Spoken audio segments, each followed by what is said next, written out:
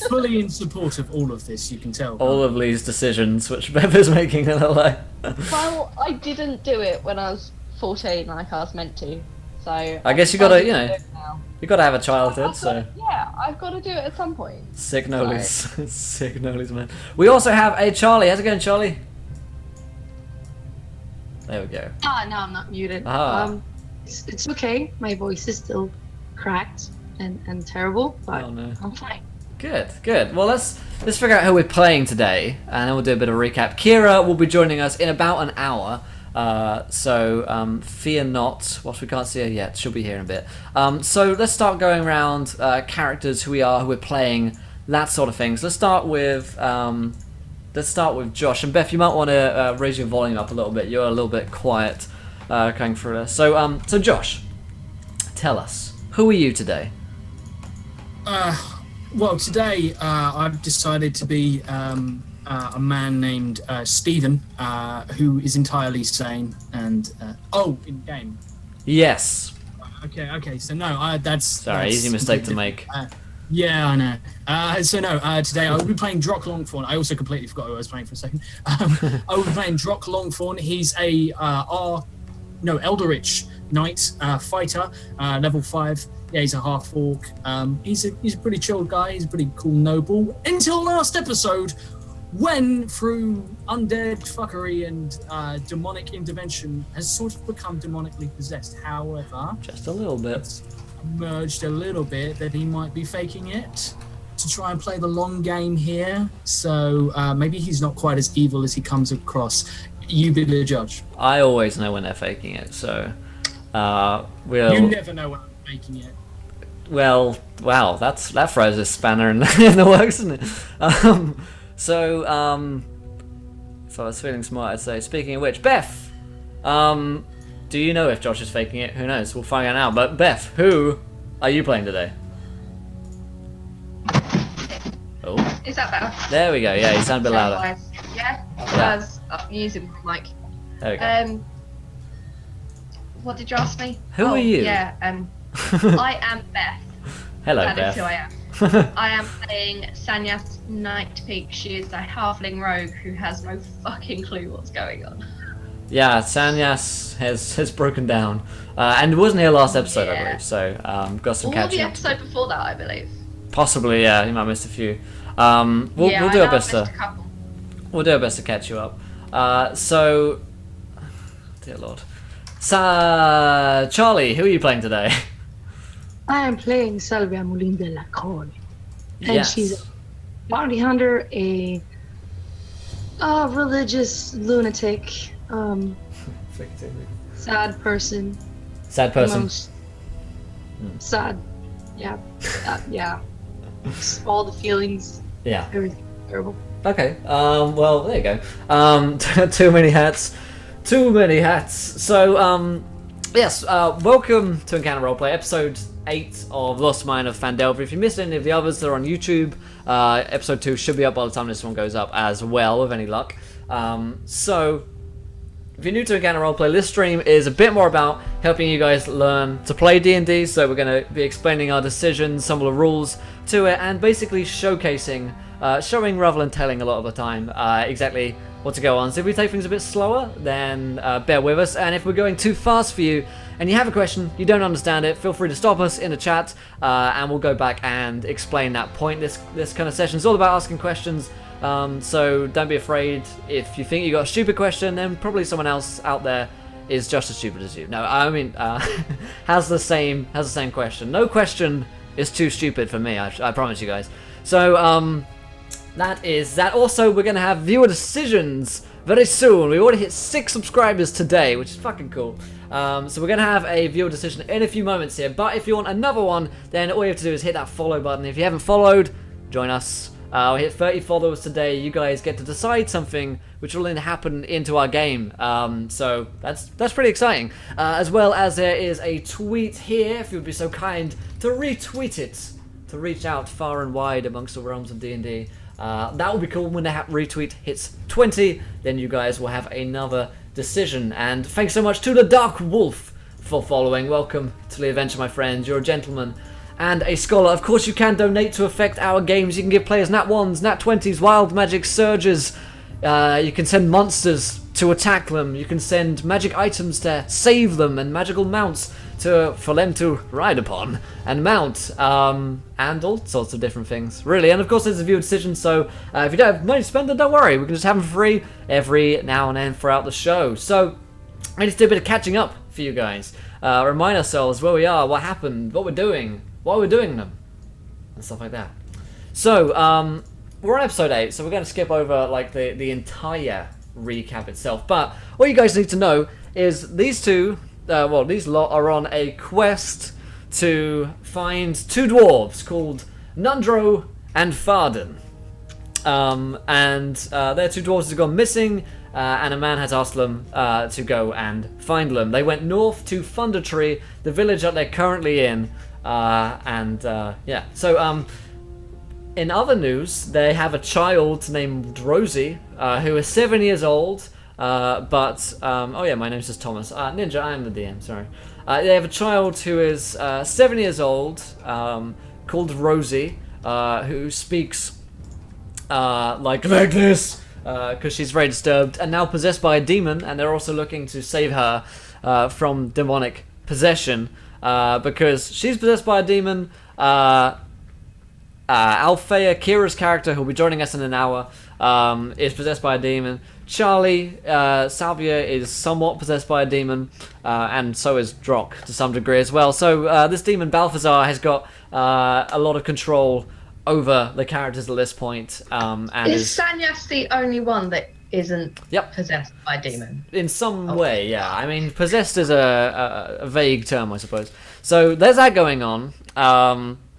Last episode we had a thing where like half the world was shrouded in darkness, and you guys decided that it wasn't, so now it's not. Yeah, so when they went to the village of Thundertree, there was a sign which said there are zombies and plant monsters here. Turn back immediately. And so they did. I'm kidding. They're adventurers. They went into the village blindly. And got attacked by a bunch of twig creatures, zombies, and they found some dead spiders. They found some live giant spiders and killed them as well. And then they continued onwards to they saw a tower on the hilltop.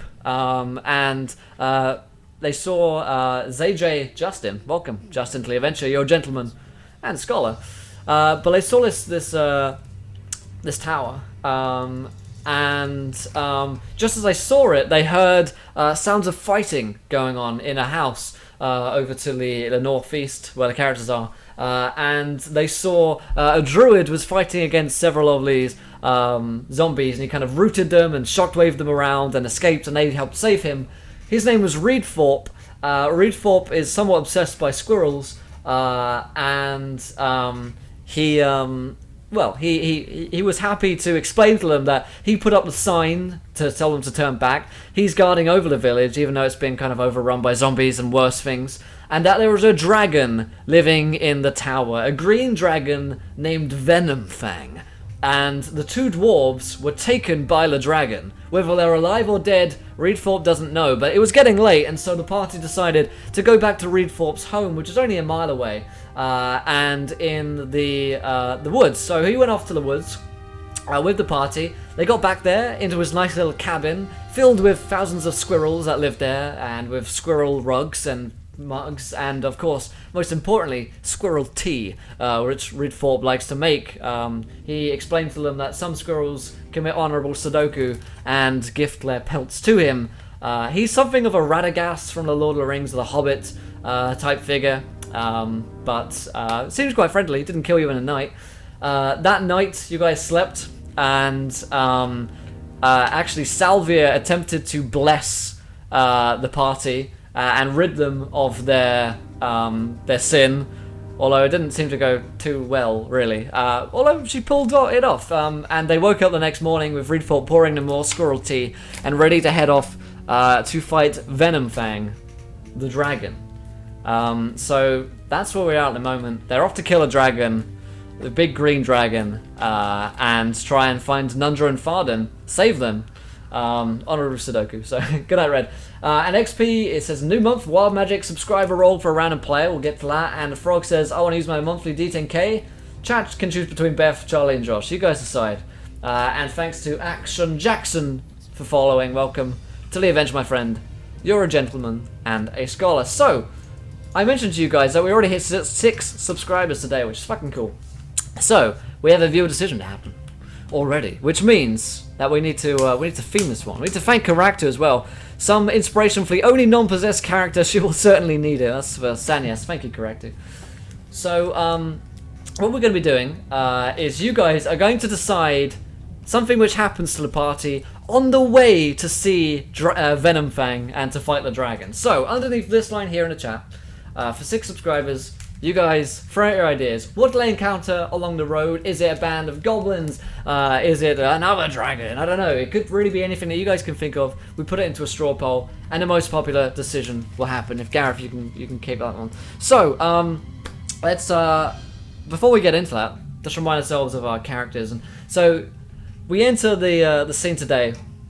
And we're actually in a very nice kind of glade of the woods in which Reedthorpe lives in his little hut. And there's steam coming out from the top of the little hut, the wooden hut.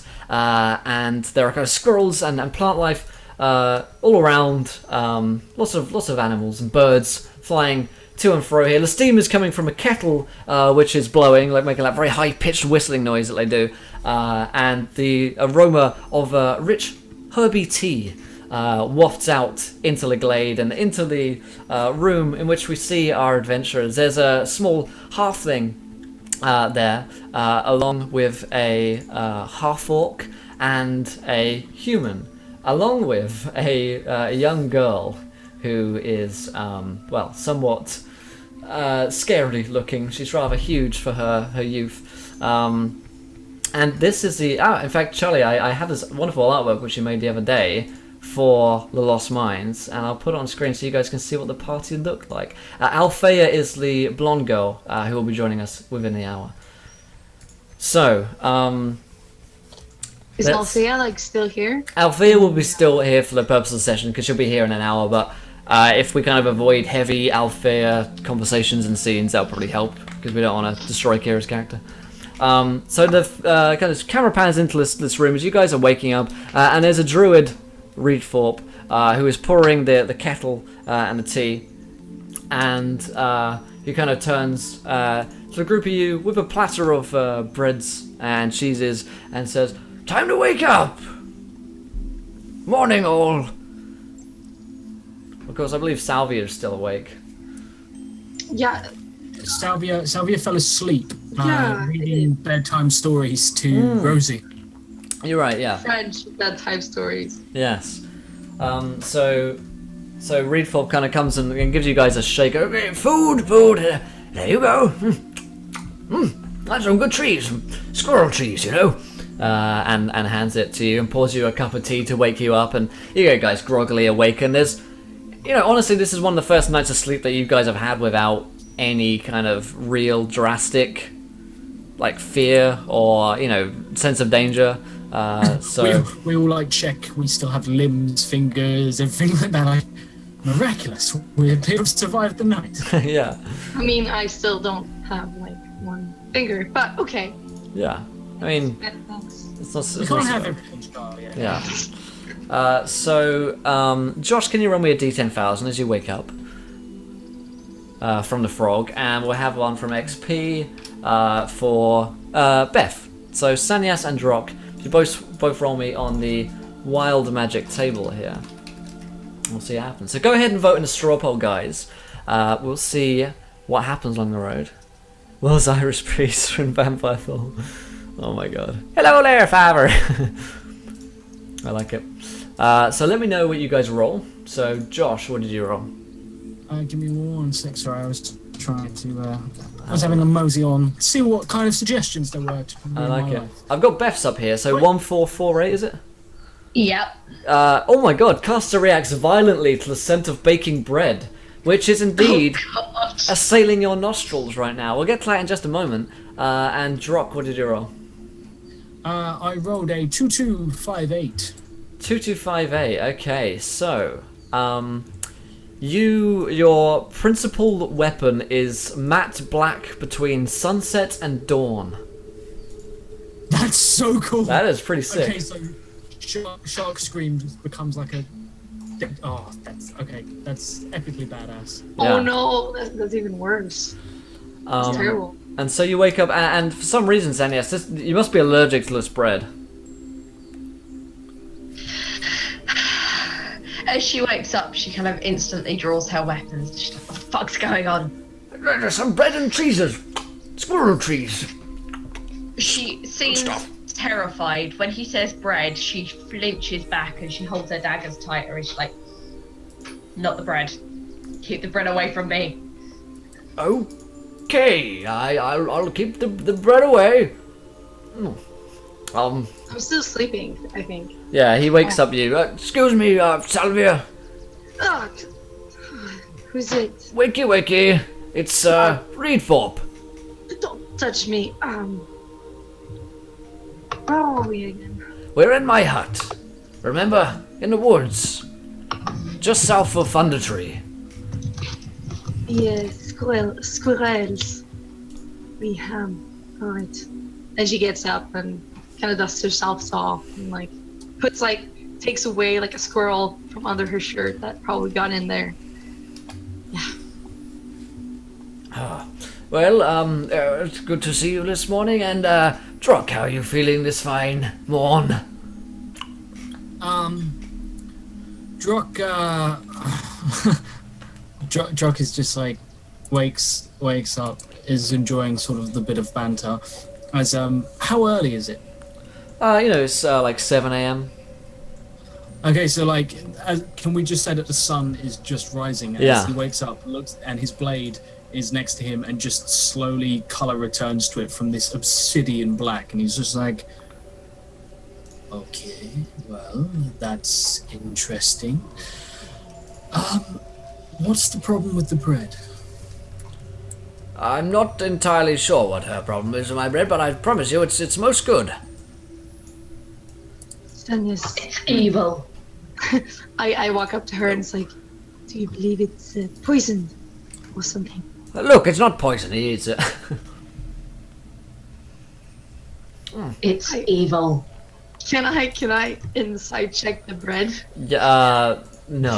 It's Is this bread secret? I believe it'd be an investigation rather than an or a medicine? Yeah, I'd let it be an investigation or a medicine, whichever you prefer. 24 for insight on the bread. Nice. Investigation. That's an excellent roll. Excellent job.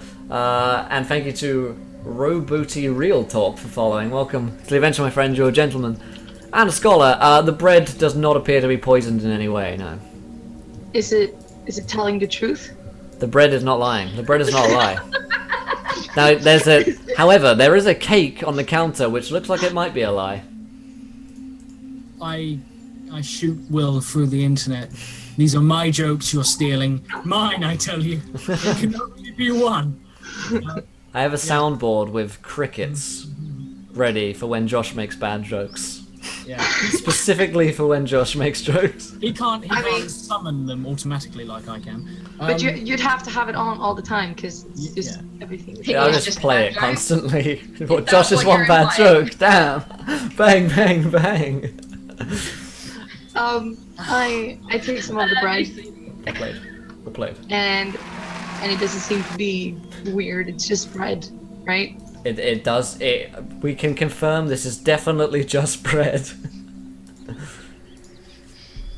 Okay. Unless it's a mimic. It's a mimic, that's it. Everyone. And yes, just like, don't eat it. Look. Why? Look, it's fine. Reedthorpe eats the bread. It's a mimic. Can that be why? Like, at some point in Sanyas's past, she had a horrific experience with mimic bread.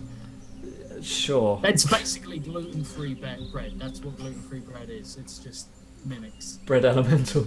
I want to open the bread and look inside. There appears to be fluffy bread on the inside of this bread. more like not to be crusted. Good guy pie. Right. Just out of curiosity, how much of this this stream were you intending to be a bread investigation? No, I give some of the bread to Sonya's and I show her there is nothing wrong with bread. She puts it on the table and repeatedly stabs it with her dagger. It's a mimic. I just say, listen, if you're not going to take the bread with you, if you're not going to eat the bread now, we should take it with us. You know, we could find something to store it in.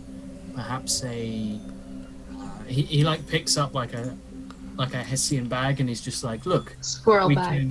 It's a squirrel bag. It's a squirrel and you can put things in. He takes the bread. Squirrel of holding. It's a squirrel holding, indeed. He takes it. It's just all in the cheeks, like a chipmunk. And he's just going to say, listen, we'll take it with us. You know, we can bag it. Oh my god. But thank you to Firefly. She repeatedly stabs. Firefly subscribed 2 months. Love you. Thank you. She repeatedly stabs the Hessian bag because bad joke. Yeah. Okay.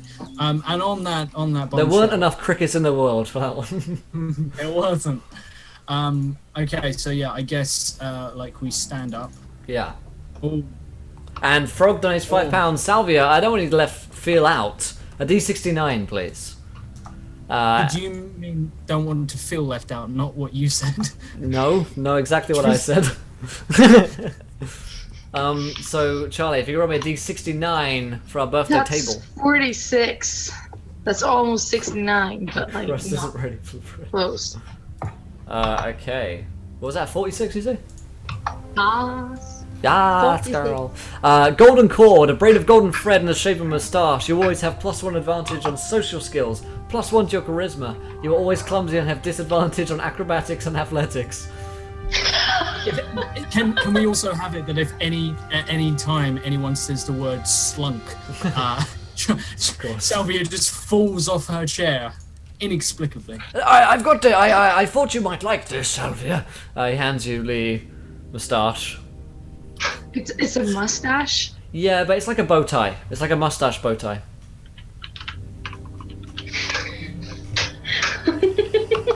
I thought you might like it. Please, take it.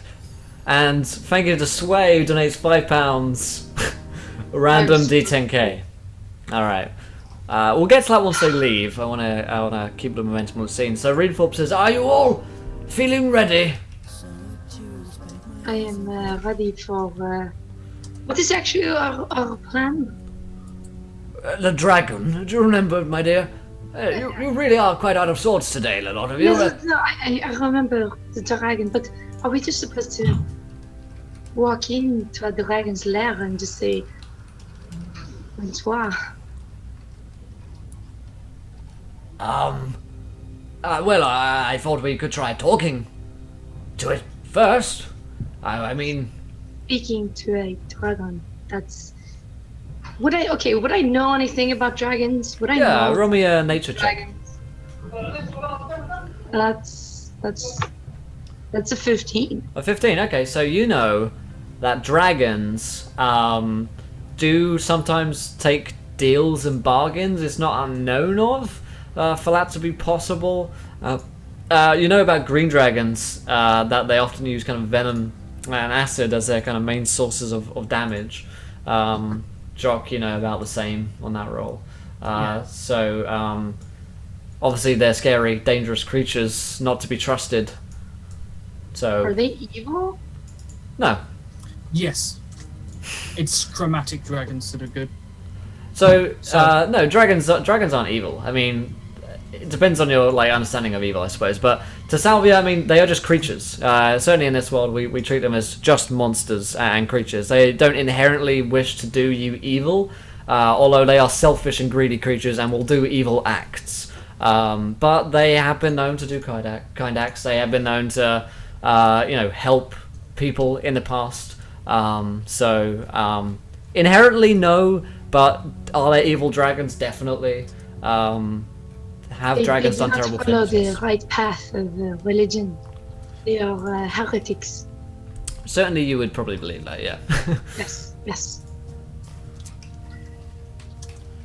And he says, well, they are natural creatures just like any other, and an ancient creature as well. But I agree, if they have done it, and if Venomfang has done wrong, and I believe that he has, then well, I think there might be only one option, my dear, which is to put the creature down.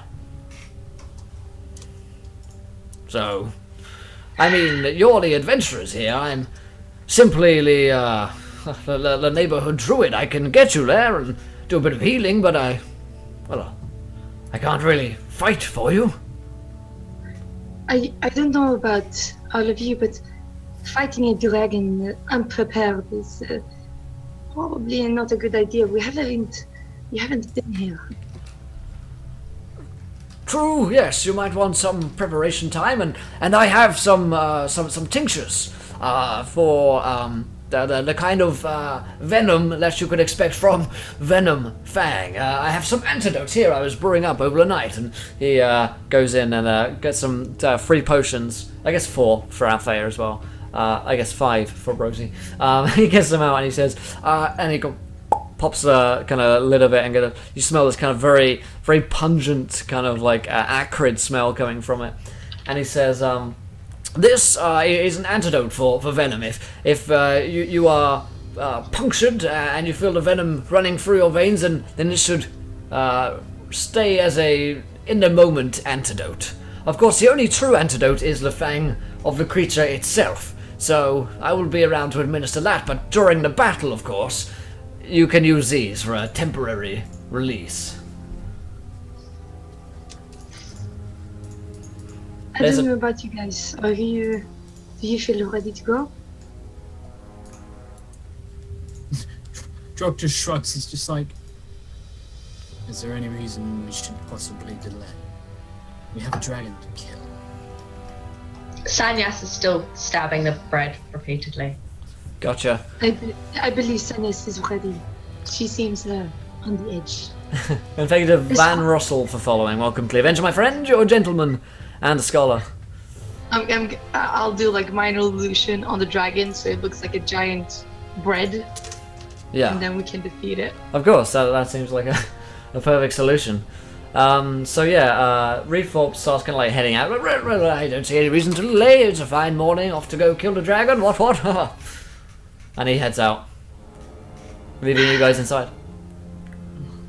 Can we? So he went outside, right? He did. Can I look around in his things to see if he's got any more that could be of use to us, like any? Yeah, more I think you had a look when you came in, and he really doesn't have anything of value in here. He's got like the kettle, the squirrel pelts, and basically, not for much else. You can make me an investigation check to have a look around, and you guys can see the rolls down the bottom right hand of the screen. Obviously, to go for a very basic step, high is good, low is bad. You roll a d20 and you add up any modifiers to it. So if Charlie rolled a 6 and she had a +2 to it, you get an 8.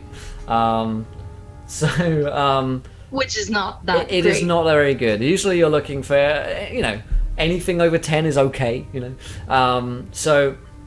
it depends on your level as well. So, you don't find anything of great value in Reedthorpe's place. Rubbish. And I walk out. Yeah. Reedthorpe's outside. Drog just shrugs, follows out. So Sure. many shrugs. Sanyas, you feel like you have He's killed the stomach- bread. Yeah, Sanyas is just like, thank God we're leaving. This bread it's very dead. And then she just runs out after them. Althea and Rosie come with you guys, and Reedthorpe like starts setting out using his stick to head out, so he starts leading the way. It's pretty close, and it's a once per month. So once in August, once in September, for instance. Feel privileged. I just paused QI for you guys. Nice. You start heading out back along the trail. As you're walking along the trail, you see a man in robes coming towards you. He is probably in his 50s, kind of short grey beard, and you see like rosary beads in one hand, and the sign of the church, Salvia's Same Faith, walking towards you. This is our viewer decision. He looks quite pale,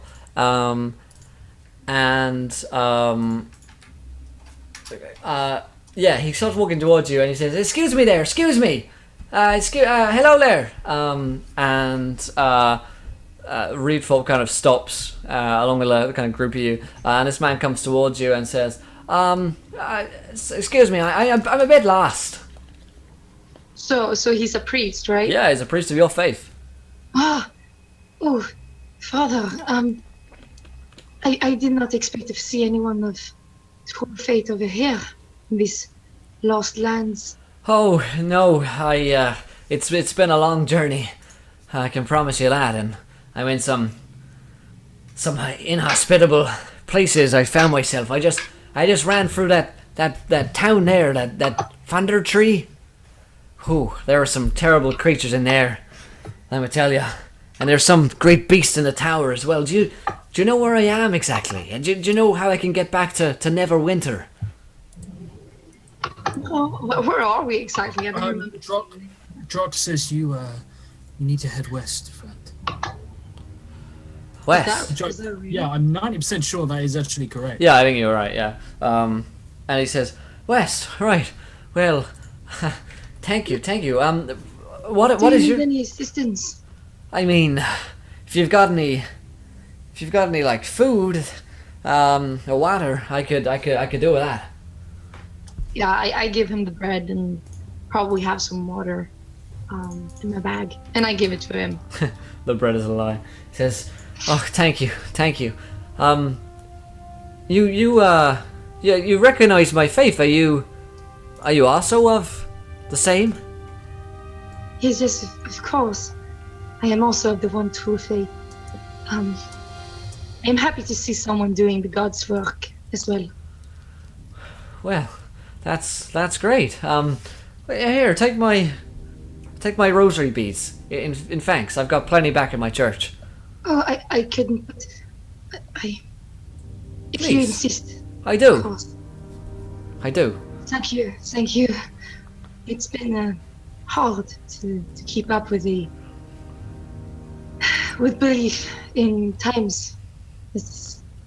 I understand. I do.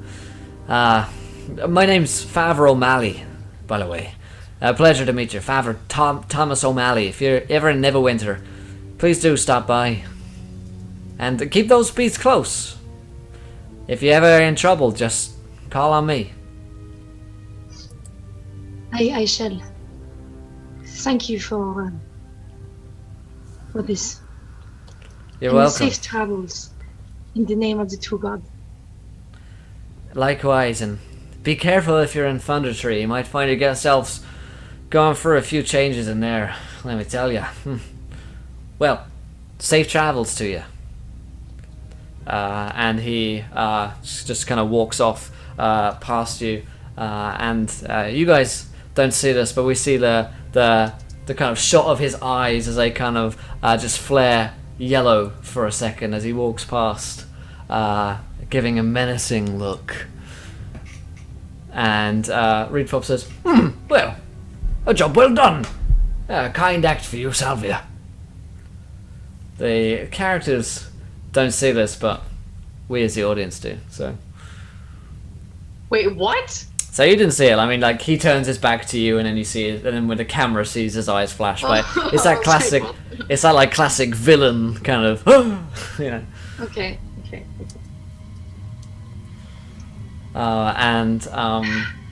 Yeah, it says, "Well, I suppose we press on," and he picks up the trail once again. With your new rosary beads close in hand. So you continue walking. Like I say, it was only a mile back to Thunder Tree itself, and you come back in the cold light of day to the village that we see before us. I'll take this down here so you guys can see a little bit better. You've killed a ton of zombies and these plant creatures whilst in the village. And of course, you know the dragon tower is up here, where you heard the dragon coming from. So, we have this guy as Reedthorpe, not evil mage Reedthorpe. So yeah, you guys come into the village. Let's bring in a Sanyas as well. And Reedthorpe says, well, the tower is up there. I will remain in the wings. Should you need any assistance, I'll wait out here. All right, but don't you run off. We might really need your help. I'm not going anywhere, don't worry. Right. So he leaves you guys to it. So what's the plan here? Also thanks to UHG, the Caveman, and Ironburn for following. You're both gentlemen and scholars. We do have a viewer decision about to happen. I haven't forgotten it, don't worry. We'll get to it in but a few moments here. I guess Drock will probably lead the way. Yeah. I'm just gonna move him ahead because, you know, Drock is very much, he's big, he's bad, he's demonic, he's a half-orc. And last time he came through here, he just rained down slaughter upon everything they came across. Pretty much. So, you know, he's feeling pretty confident as he'll stride. Can I take a shortcut this way? Yeah, you can go out the hill there, definitely. I'm breaking all the rules. Yeah, you hear some inside you hear these kind of like large rumbling. Something is clearly very big and moving inside.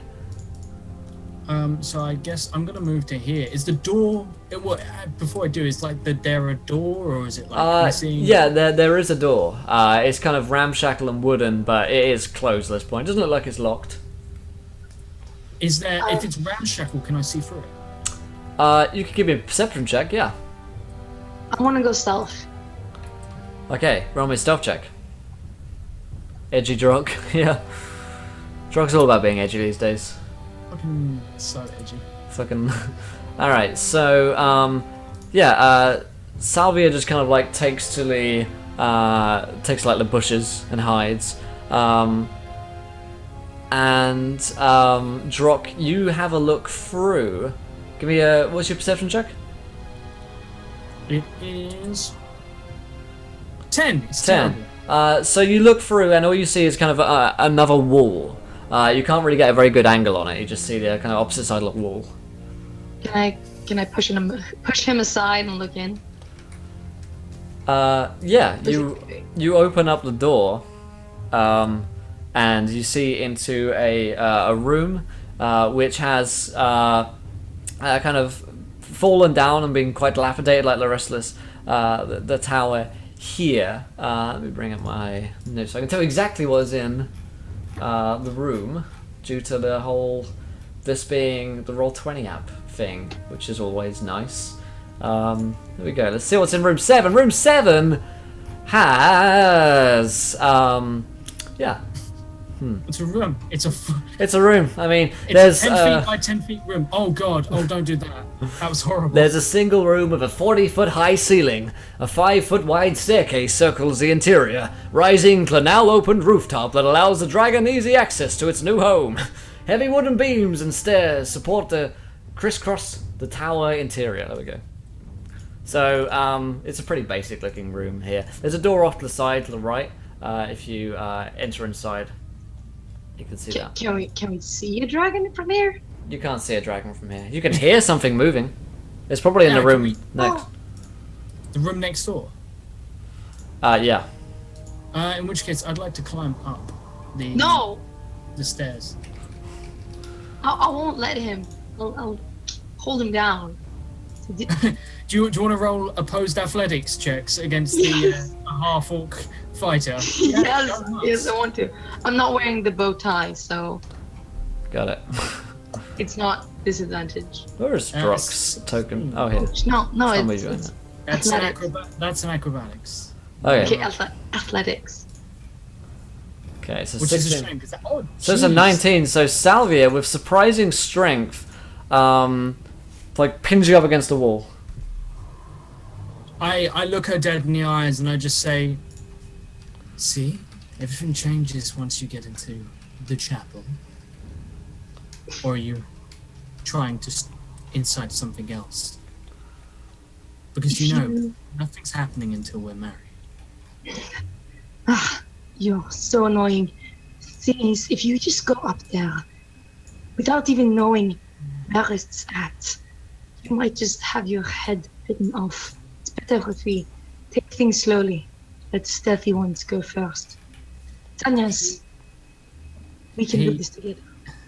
He laughs, he just chuckles darkly to himself and says, are we feeling a tad protective over our new love? I push him aside and like shoves his face away. Just like put your whole hand in his face, just like, get out. Get out. Tanyas, are you with us? Yeah, what's Sanyas doing? Yeah. Sanyas is just looking at them curiously while they have this domestic. Just. Okay. We're gonna say that Althea and Rosie are staying outside, talking to Reed Thorpe about magical stuff. Cool. In which Okay. case, I gesture for Salvia to lead the way, as she's apparently in charge. Can like two people climb up the ladder or whatever? Staircase, at the yeah. same time? Staircase? Yeah, it's a 1x1 really. I mean, But Sanyas could do it because she's Sanyas could do it because she's Sanyas small. would be able to go up with one of you guys. Yeah, but Yeah. My side, but the other would have to go behind. Drock will take your point and stay down here because Drock is at disadvantage from stealth checks, which is a lovely thing you get in D&D when you decide to pack on all the heavy armor, and the game is like, well, you're obviously at disadvantage for being a sneaky person. indeed, yeah. So we're actually going to bring in our viewer decision for 30 followers here. So you guys are going to throw something into the mix. So obviously we're about to go fight a dragon, guys. So we need you guys to throw out some ideas as to what could be in the dragon room, an encounter alongside the dragon. Maybe it's friends with a gelatinous ooze. Maybe it has some environmental effect that you like the tower starts falling in or something like that. Underneath, Or maybe yeah, there is no dragon at all. nah. Underneath this line here in the chat, you guys decide what happens next. We'll put them into a straw poll. The most popular decision will happen. And thank you to Ma'am for following. Welcome to the adventure, my friend. You're a gentleman or lady and a scholar. Thank you for joining us. Also, in 2 hours' time, we're playing Domes of Ishak Zahub. We've got a third game happening today, so you can check out Domes, the Kickstarter there, and they are almost funded. So go ahead and get in on the ground floor on that one. It's gonna be a lot of fun. So, let's see. So, who's going first? I'm thinking that like if Salvia goes like with her crossbow, and then like Sanyas would go with her like stabby daggers. Yeah. We could like go at the same time and try to see what the fuck is up there. Got it. Cool. So, are you going? If going stealthily, then you can run with stealth checks. And be careful on typing, guys. It comes through really loudly. Sorry. Sorry. And let me know what you get. 19. And awesome. Thank you to Skagif for the resub. No, What's up, Skag? my stealth's a +10. I don't know why it's not coming through properly. So that's 17. Awesome. Hey, Skagif. Thank you for the resub, my friend. I appreciate it. 2 months. Yeah, you're at 7 + 7. Yeah, okay. So we've got a nice, pretty good roll. So, yeah, you guys head up slowly. And quietly you enter up to the tops of this this tower. Will bring you guys up into here, where you see a Dargon. Again, with typing. There's a Dargon. A green dragon, which is currently asleep, slumbering on a small hoard, along with a couple of things. Along with a couple of dwarves who are bound, gagged somehow, and chained to the wall. How? You don't know. How's that? Okay.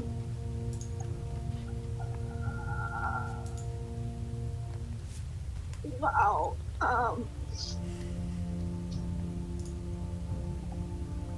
I will cast protection from evil on myself and have it be for like dragons, because I can do it like certain types of creatures. Fey fiends and undead, I suppose that's dragons too. Yeah. Sure. BDSM dragon. Let's draw upon chat, guys. Go ahead and vote. So it appears to be sleeping right now. It hasn't been awoken by your slumbers. It's green, as you can see there. Big, huge fangs, dripping this kind of green acid and venom coming forth from them. I didn't mean to cast divine favor. I just pressed it. That's alright. How big is it? It's a large creature, so it takes up 4 squares. So if each square is 5 feet, it's at least 20 feet wide, and its wingspan, takes up. If it spread its wings fully, it could be gigantic. This thing. Sanyas kind of whispers to her, "That's a big dragon." Wait, that is a big dragon. How do we kill a sleeping dragon?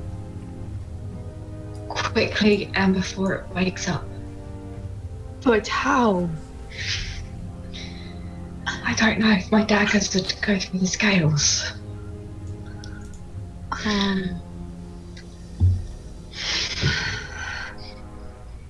What if we were to stab it either in the neck or the eyes, or bind its mouth somehow while it's sleeping? Yeah, we could bind its mouth. We could. I don't particularly want to go anywhere near its mouth. Me neither, but I mean, if we want to stay alive and not be burnt or dissolved by acid, we should probably see to that.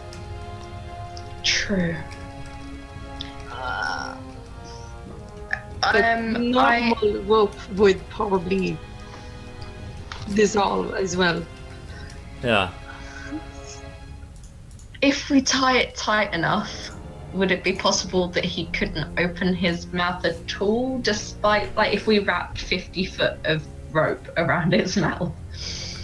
Would we? If you found a way to wrap 50 feet of rope around a sleeping dragon's mouth, then yeah, I mean, in theory, that could work. With a nat 20 stealth, I'm assuming. Probably. Like sleight of hand, right?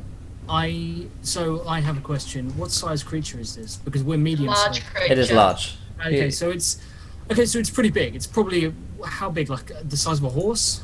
No. This creature, 20 it takes by up 20. 20 feet at least. Its wingspan would reach well over 50. It's huge. Oh dear. It's not like a baby dragon. It's probably just reached adulthood. Salvia would assume. But what if Rock waits? Like we try to bind its mouth, and if it wakes up, Rock tries to decapitate it. Can we get Drock up here though without him making lots of noise and waking it up? I mean, if he takes off his clothes. I bet you'd like that, wouldn't you? And Sway donates £3, says, shit, I dropped a dice, nat 1 for Salvia. Also, Sanyas, could you roll me that D10k? Because I said I'd wait for it, and it was you who got it. Do I have to use that nat 1? Yes. You did. I already rolled my D10k, didn't I? We had another one, yeah, which I was delaying until later. Uses huge edge to cut its head off. The edgiest of edge. Alright, let me know what you roll with. I rolled. And also, I'll bring in the viewer decision here because it looks like it's set. The dragon. 6, 7, 4, 1. Nice. The dragon has a hoard of bread. Yes! That was my idea.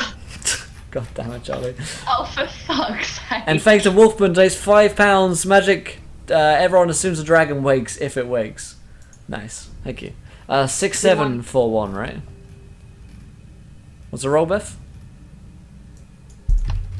6. Yeah. 6741. Okay. Target suffers 6741. target suffers severe frostbite the next time she touches metal. Correct. Oh, you're holding metal swords. Yeah, you're holding a metal sword, so you're. Yes, but they're leather-wrapped handles Yeah, on my true. dagger. So, and my sword is as well. But it's for just one convenience time, sake. right? It's not always. Yeah, next time. Yeah. Okay. Alright, but what What do we do? if we try to very silently bind its mouth? If anything goes wrong, we try to stab it in its eyes. If that doesn't work, we scream. If everything goes right, we ask for a dog to come inside and try to decapitate the dragon. This might probably go to hell, but I mean, it's a plan. So, do you want to bind its mouth? I thought we could do it together, but Okay, we'll do it together. this is gonna go so bad. Oh no. What Okay. rolls do you want, Will?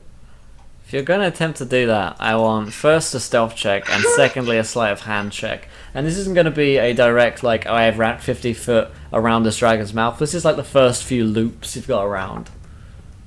Wait, oh, I have to have like a nat 1 on the stealth to check that. Ah! I'm gonna let Salvia go first. Meta. Okay. Meta as fuck. You So I you both roll step it. in. I got a 28 Alright, so yeah, so on my Sanya stealth. Sanya steps in very quietly behind her, and then suddenly Salvia steps in and crunches on one of the pieces of bread from the horde. Sanyas, do I have to be terrified of bread or You are. aggressively spread every time I see it? Currently, yes, you're still in that mode. Okay. And the As- dragon kind of just lets out a as it kind of wakes up and opens a big green eye to look at you and swivels his head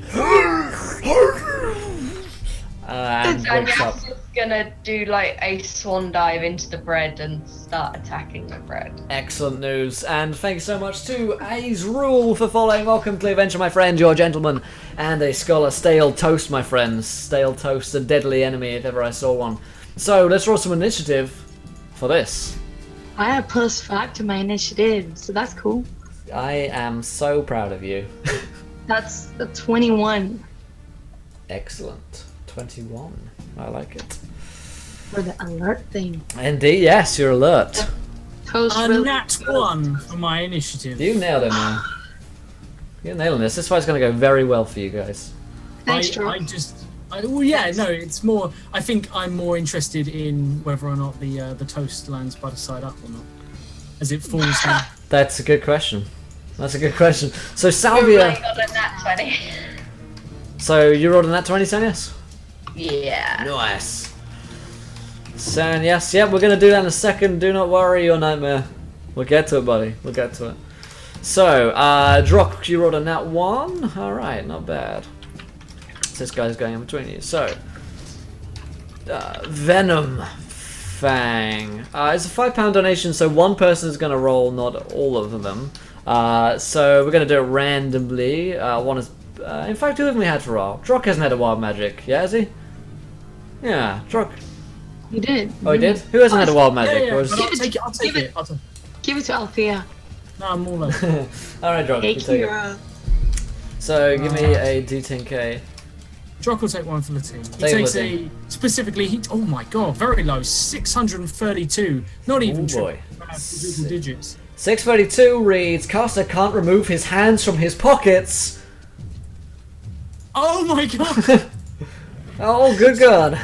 Okay, so what happens is Drock is just standing there and he's like a little bit pissed off that that Kira just arrived because, you know, Hey. Oh, he's just so irritated. No, he's just standing there and he's like got his hands in his pockets. He hears like this roar from the dragon. He tries to like start running and like he gets his hands caught. Its gauntlets have somehow managed to. I just accidentally turned my Xbox on by talking somehow. Xbox, turn on.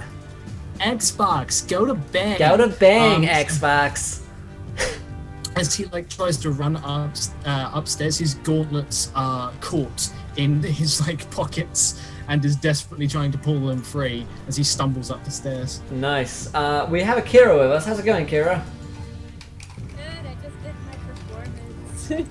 How'd it go? It went really well. Good. So You roll a natural 20. to catch you up with things, could you first roll me initiative? You're outside of the tower. They've gone into the tower to fight the dragon. They've seen a big green dragon and two dwarves who are somehow bound, gagged, and chained to the wall. Alright. Pretty BDSM dwarves. So that's a 6 for Althea. So the turn order for the combat is looking like Sanyas going first on a nat 20, followed by Salvia on an unnatural 20, Venomfang on a 16, Althea on a 6, Drock on a 1, and Reedthorpe and Rosie are staying back because Rosie's a child and Reedthorpe is a peace-loving druid. So, top of the turn order, it is Salvia. Sanyas rather, you have attacked a whole horde of bread which you are terrified of due to wild magic surges.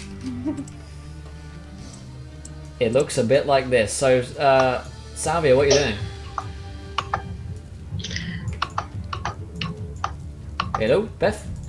Sanyas, you, Beth. Yeah.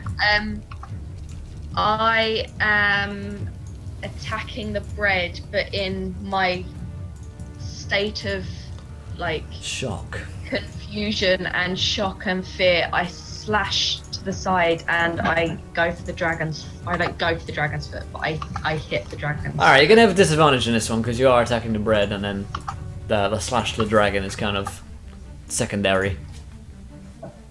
Instead of bargaining.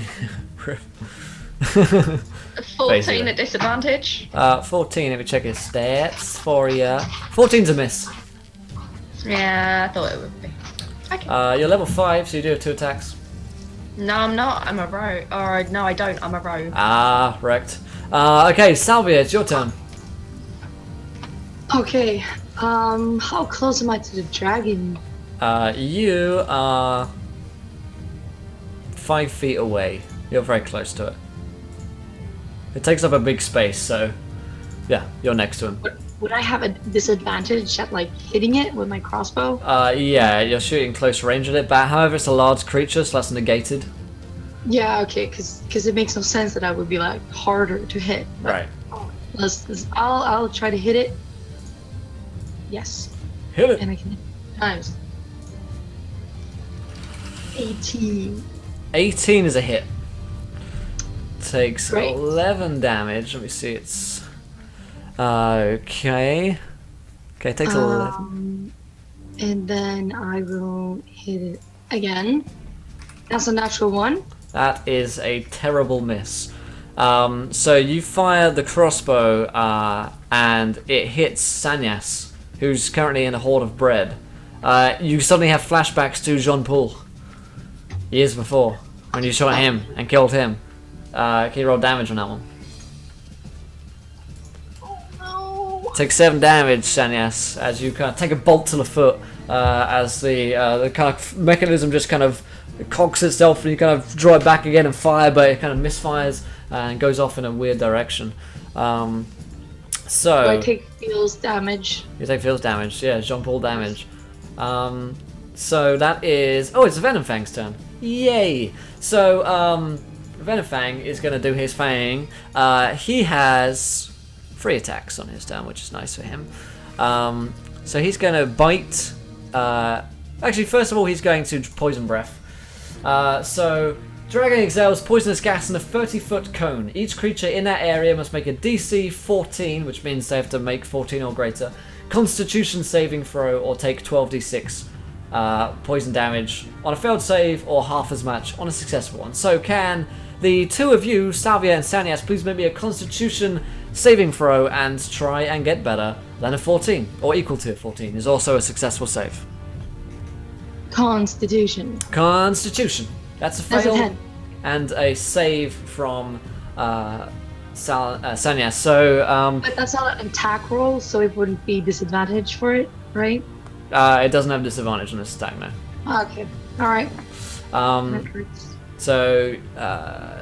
So Salvia is going to take 42 damage, which is actually the perfect average, I believe. 42 damage.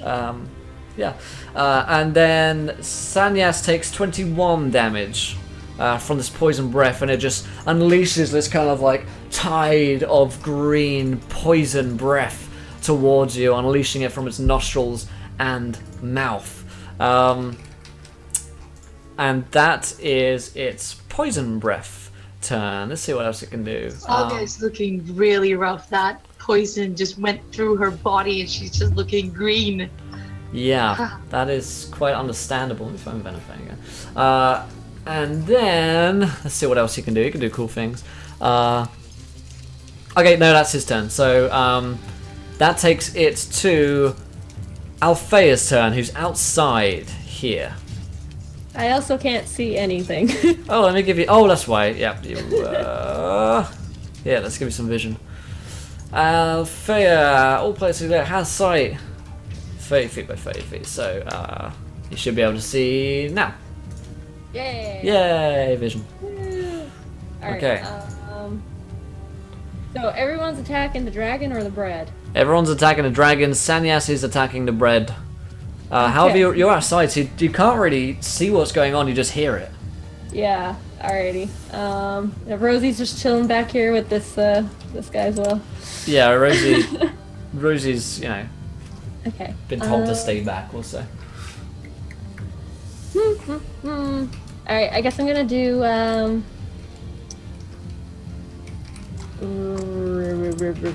sorry, give me a second.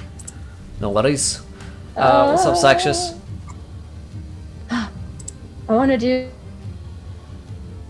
enough to touch and I can't get there. So we're gonna do that is touch as well. Oh. Everything's touch. Wait I mean, you don't have line of sight to it at this point. It's within the tower, so Yeah. you have to get in there somehow. And Yeah, so I'm gonna move to Okay. here. Can I see it from here? no, you'd have to actually step inside the building to see it. Okay, well I guess I'm just moving. Okay. All right, we'll move you where you have some line of sight to like here. We'll say you're not showing. So you're not showing Drock space. But there you go. So that's Althea. Drock Longthorn. It's your turn. Don't worry, you didn't miss much, my friend. You're just we're just getting into the fight. Indeed. Drock will run up the stairs. Can I make like some sort of strength check to try and whip my hands out of my pockets? Yeah. Because I'm currently completely unable to like move my hands, which is unfortunate when you're about to enter a fight with a dragon. So, an athletics, let's say. I was about to say I'm raging, but I'm not raging because I'm thinking of a different character. A 19 for an athletics check. Is that enough?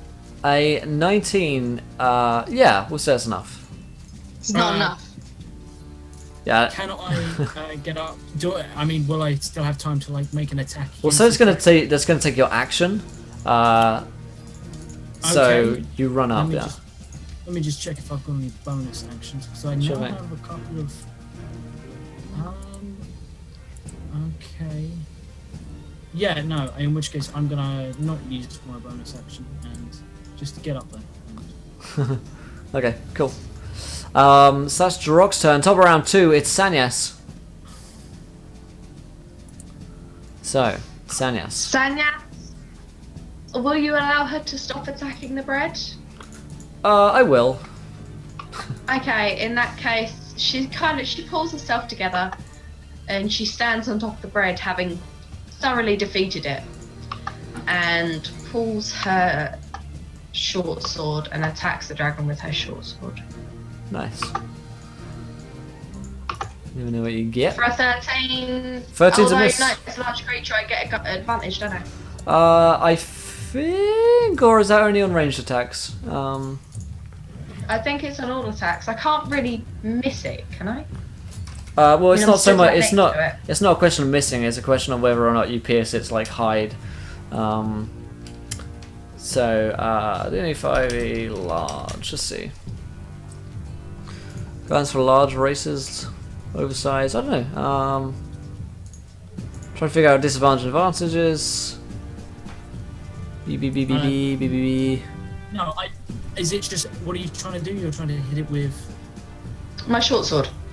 Yeah, I think it's more the general size of this creature and its natural armor. It's not so much about hitting it, it's about hitting it good enough to pierce Yeah, I don't see any rolls in my SRD for it.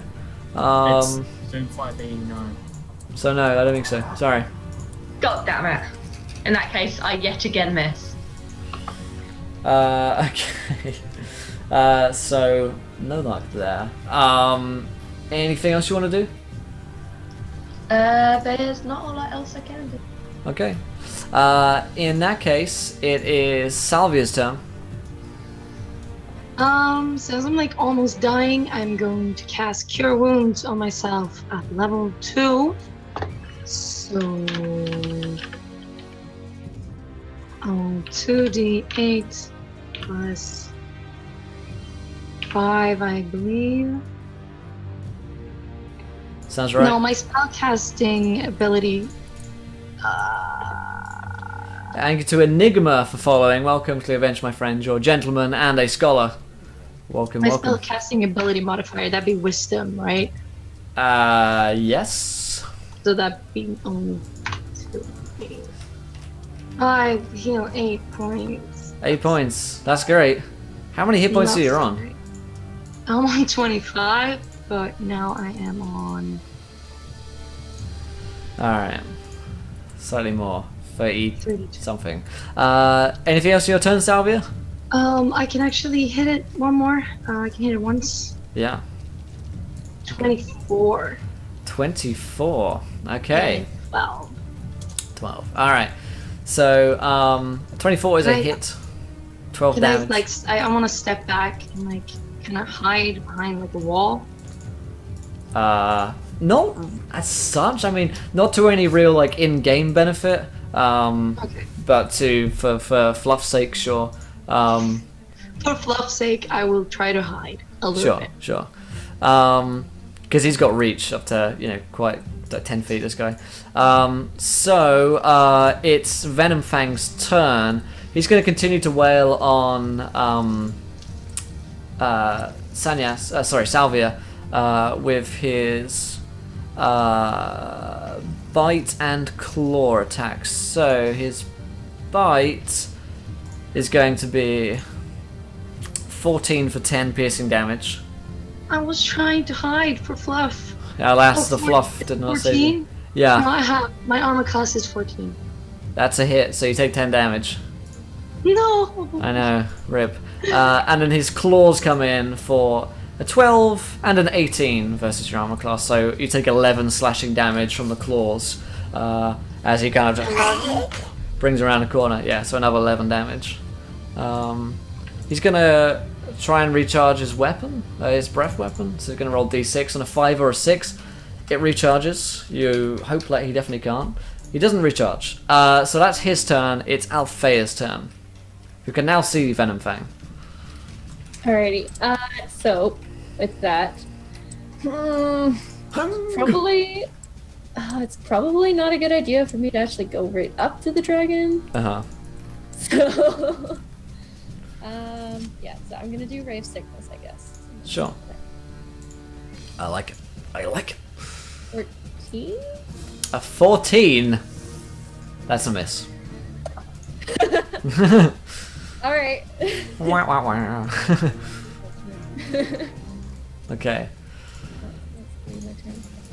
So, okay, that takes it to Drock's turn. Okay, Drock will, he's torn his hands from his pockets. He's going to run forth and he's going to bring up demonic shark scream. He draws his longsword, and he will try and plunge it into the bastard of a dragon who just Indeed. my friends. Bastard. For a 15. A 15 is a miss. And a 19. A 19 is a hit. A 19 for 15 cold damage. Nice. And hopefully, yeah. Takes 15. Alright. Anything else? No, I believe that's it for me. Alright, it's Sanya's turn. I'm gonna swing at the bastard with the short sword again. Alright. For a 20. 20's a hit. For 7 damage. Take 7. Okay. End of your turn? Yes, that is the end of my turn. There's no point disengaging, it's a fucking dragon. Salvia, your turn. You're pretty wounded right here. I am very wounded. Yeah. I'm gonna use my last 2nd level and do a cure wounds on myself again. Okay.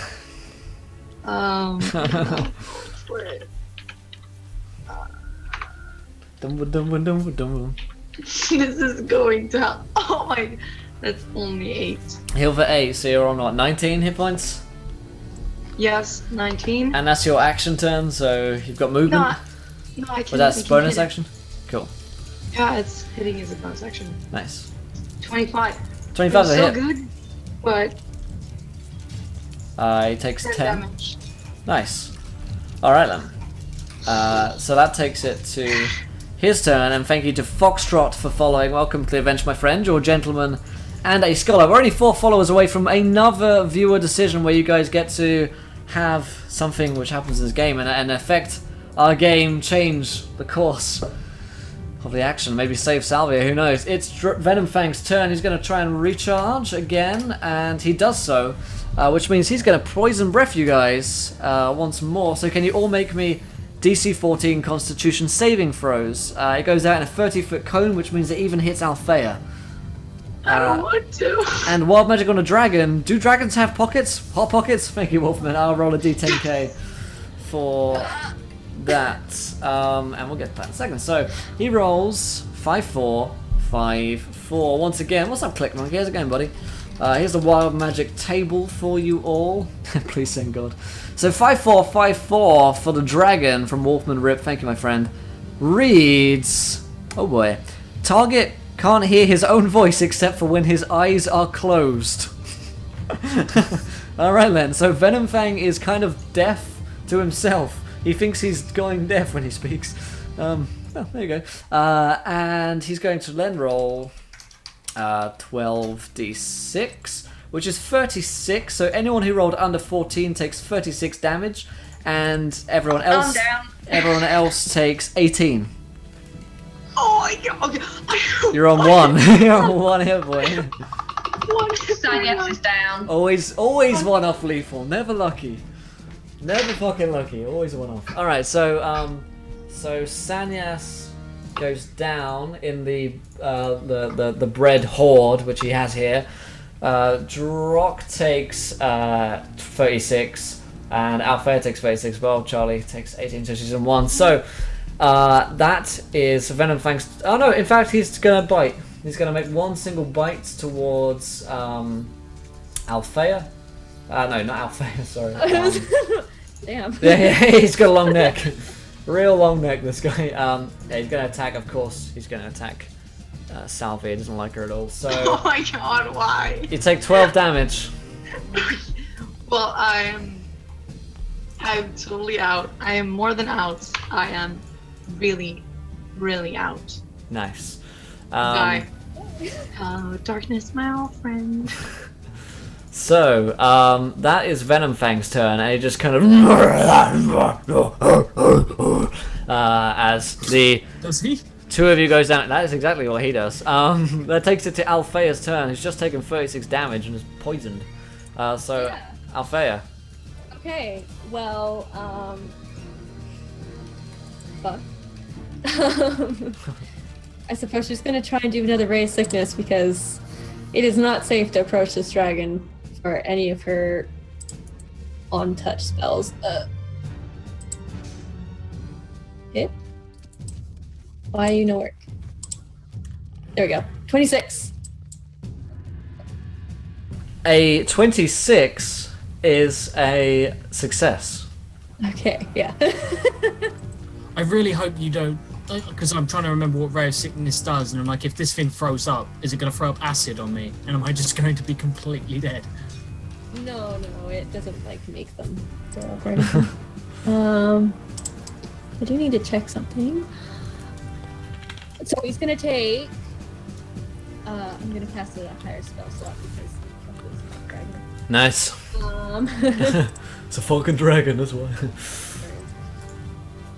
And he has to do a Constitution save, and if he fails, he gets disadvantage on ability and attack rolls. Seems fair. Constitution, Venomfang's Constitution is +3. So 1d20 plus 3 is 7, so he fails. Ah! Disadvantage! And thank you so much to Karak, who donates £3 and says, a nat 20 on Salvia's death saving roll. Thank you, my friend. Very generous. That's nice. Very generous. Thank you. Um, I feel my god.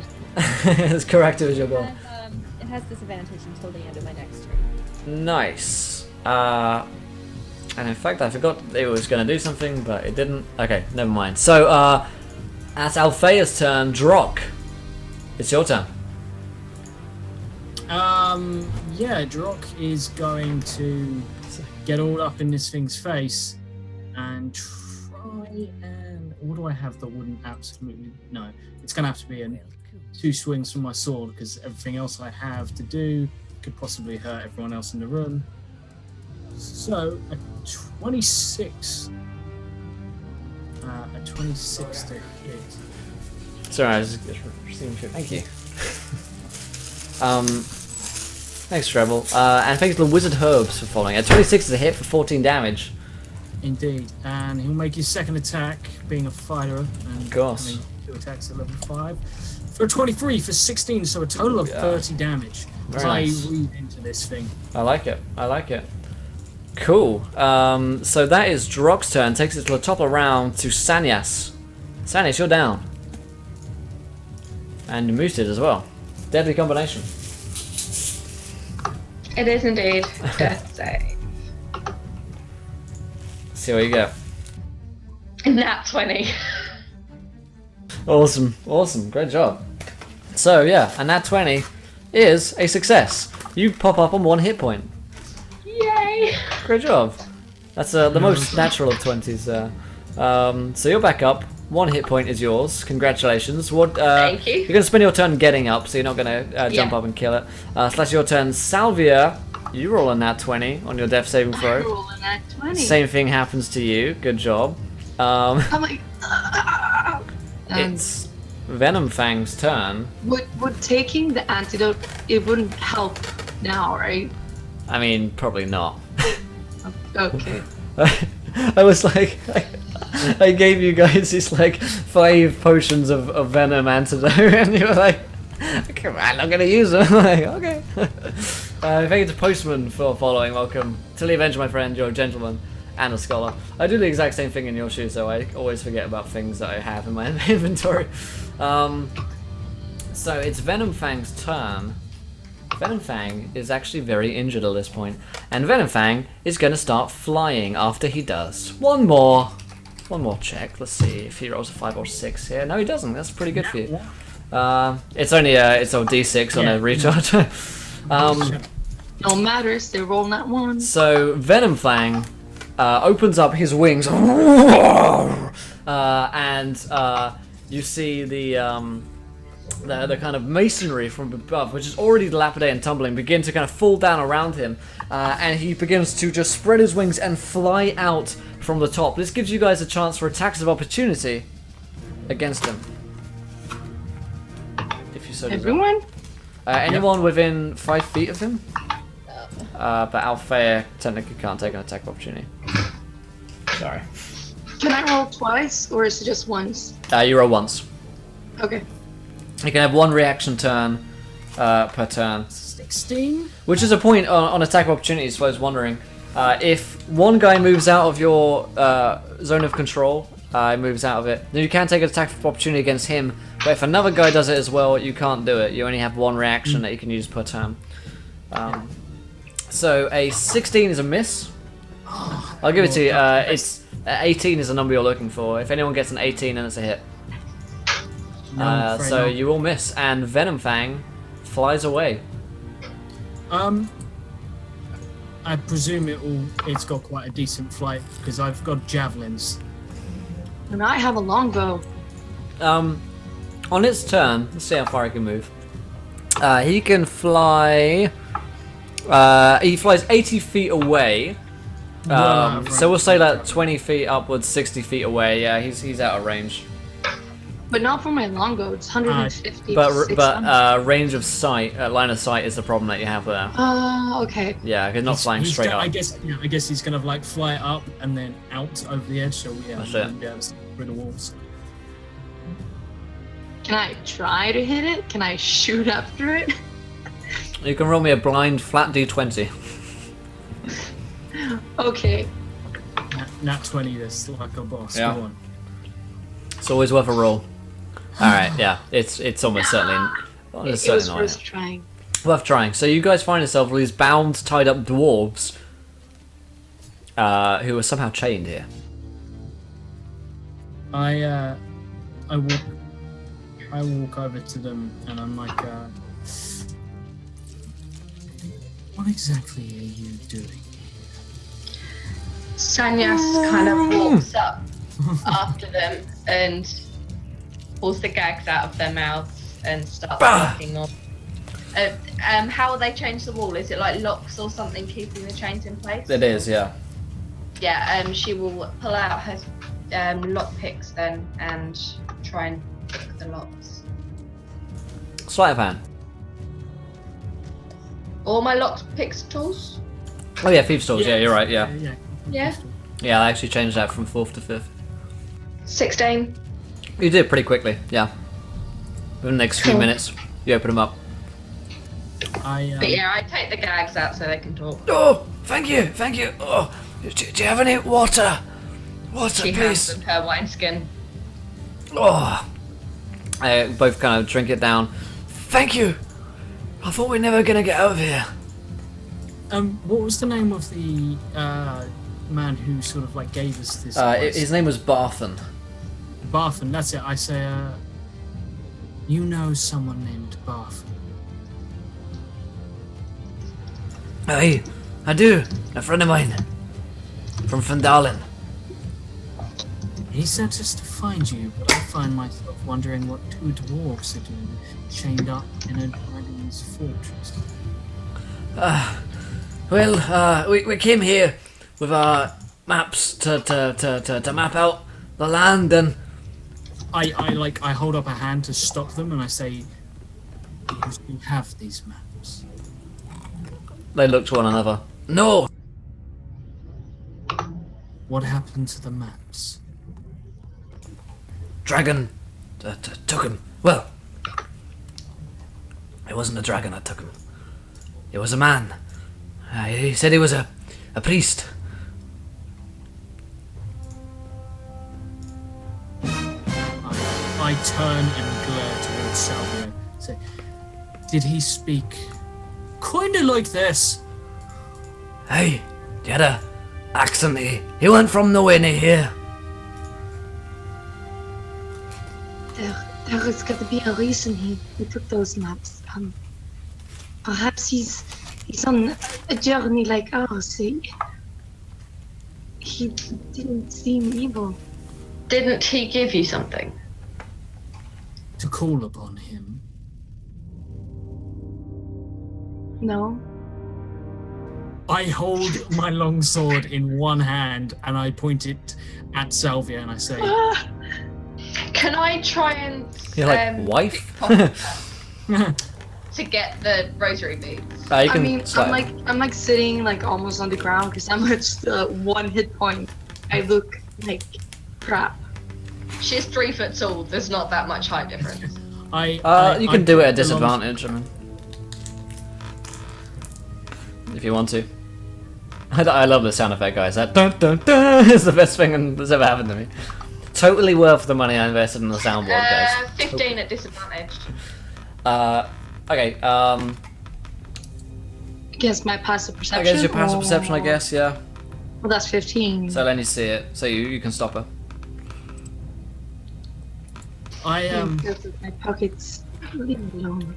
I basically. Then show us what he gave you. I'm just going to push the tip of my longsword into like the wall next to your throat. Just a tip. Just a tip. Just say, He's a gentleman. wife, hand over those rosary beads.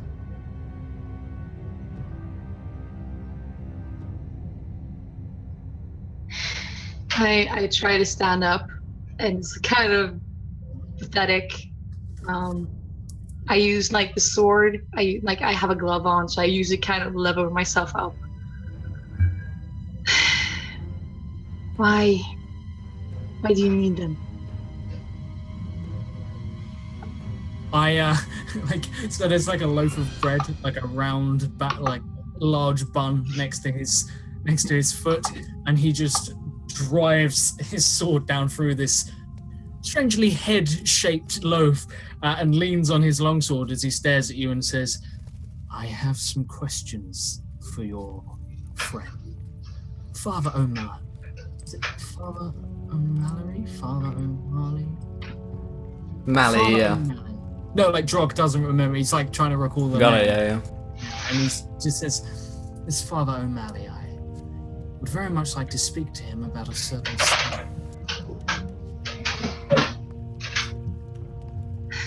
If I am to summon him, you must promise me not to do him harm. He says, I promise you on the sanctity of our marriage. That will not do. You have to promise me with your word. I promise you on Stanius's life. That doesn't do it either. Your word. What? No. Not happening. He picks up his sword and swings it, and the loaf of bread just flies across the room. He sighs, puts his sword away. He's going to go and have a look, because no one's actually gone investigating yet. So Drock will have a look around the room and leave you in the hands of Balfea to negotiate. Makes sense. So we've hit 20 retweets. Good job, guys. Which means that you guys get another say in this story. So we've got a dragon's hoard. A hoard of bread, a heap of bread obviously, but there must be some cool things within the hoard. So underneath this line here in the chat, you guys are going to decide some of the cool magic items or things which might be around. They don't have to be good. It could be cursed items, who knows. So throw your ideas into the chat, and we'll get together a straw poll. The most popular one will happen. Let's see. So, Drock stalks off around the place. What are the rest of you guys doing? I'm a little confused. What exactly is happening with this guy and the rosary? Oh, you missed that before. Sorry, I forgot that you weren't here. So, an hour ago, along the road, it was a view decision that a priest came along called Father Thomas O'Malley. He was incredibly Irish. He was Father Ted Irish. And he had rosary beads, and he said he was lost, and he gave these rosary beads to Salvia. He said he'd just come from the town of Thundertree and barely escaped and was heading to Neverwinter. He was of the same face of Salvia, which is kind of unusual. And he gave you the rosary beads, and as he turned to go, you guys didn't see this, but us as the audience, the camera saw his eyes flash yellow for a second. Alright. So that's who Father O'Malley is. So you're in the room, the dragon has ran off, the two dwarves are here, and the, let's say, Nundro and Farden, they say, there's, you know, that priest, he took it and he said something about a black spider when him and the dragon were talking. in which case, will produce a. We have a subscriber. We have a. Fuck yeah, Leicester, subscribe. Welcome, my friend. You're the most gentlemanly of scholars. I salute you, sir. Thank you. Yeah, I'm gonna like grab. I'm gonna pull out like this scrap of flesh that I have that was carved from someone's hand, and it has a tattoo of a black spider on it, and I show it to them and say, "You know of this black spider? Anything else?" Just that. Well, they wanted the maps to our maps, so I don't know if I should really be telling you this. Tell us what you know, and you'll live another day. You're going to live another day anyway. I'll tell us what you know either way, though. Roll me an intimidation check there, Alpha. -1. You got this. So,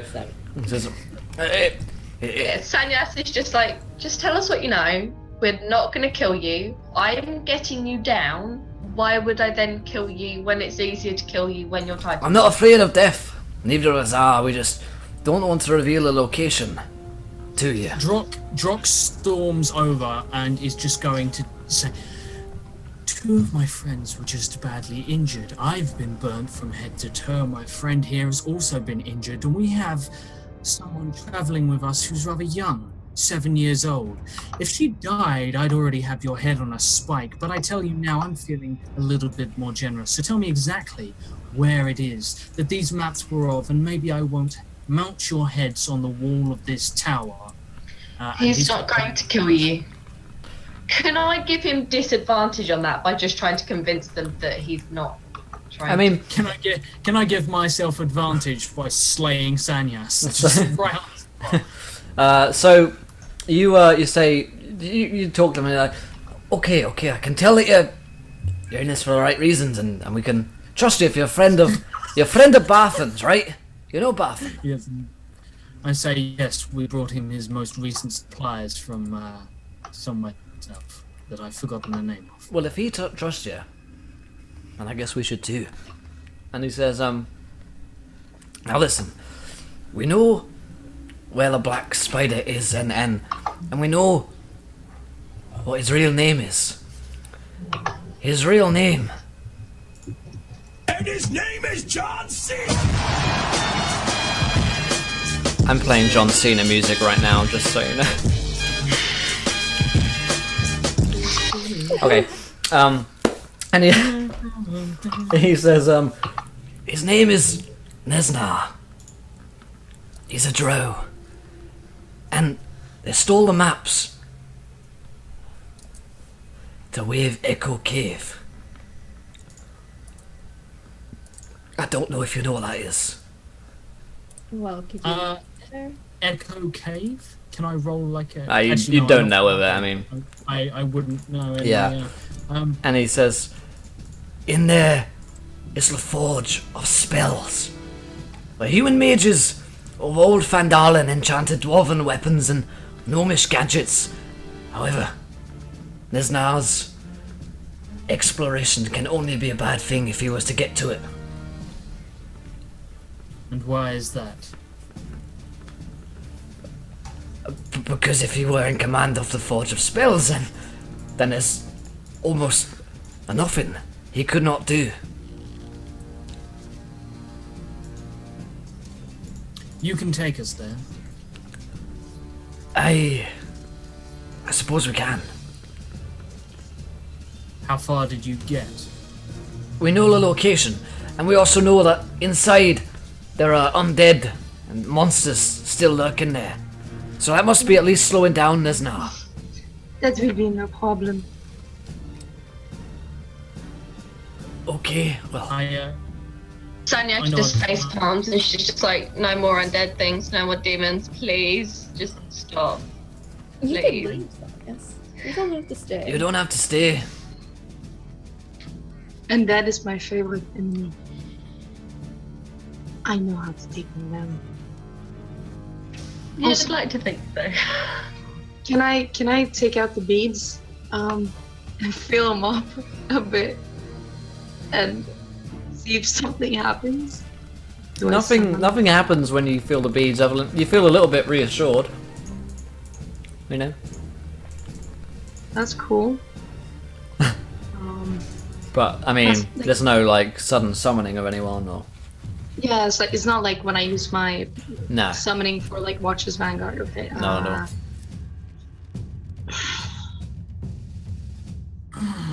I will. I don't know.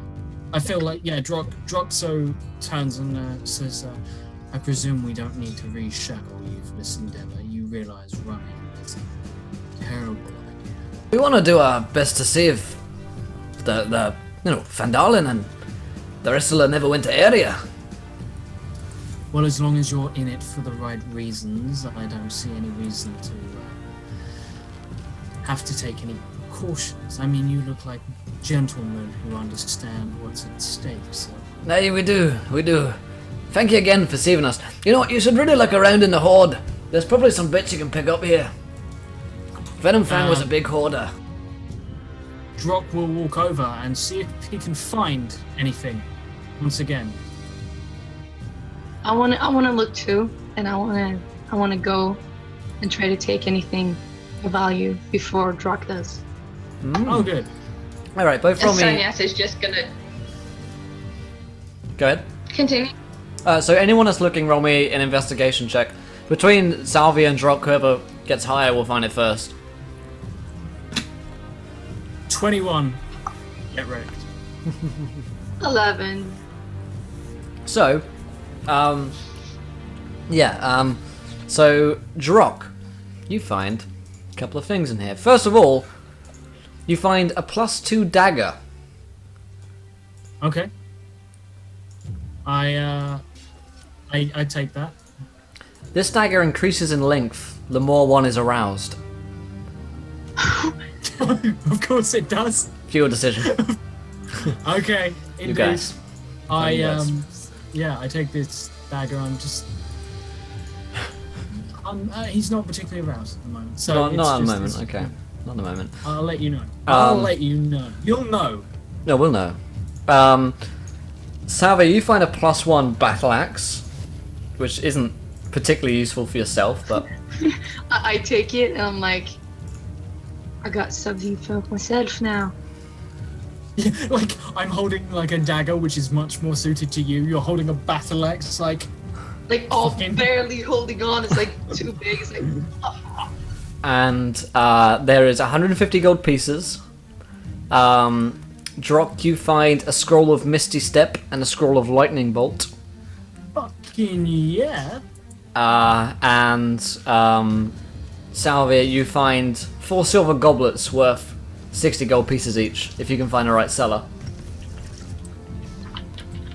It turns into a sword if it's good enough, guys.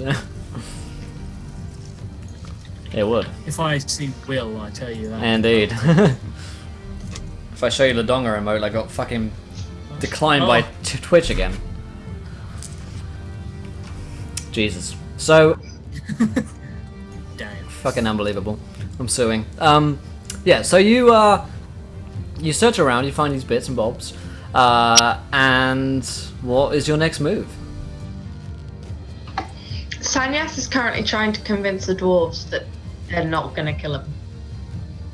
Oh, Drock will just nod and say like, as long as you don't run, you won't die.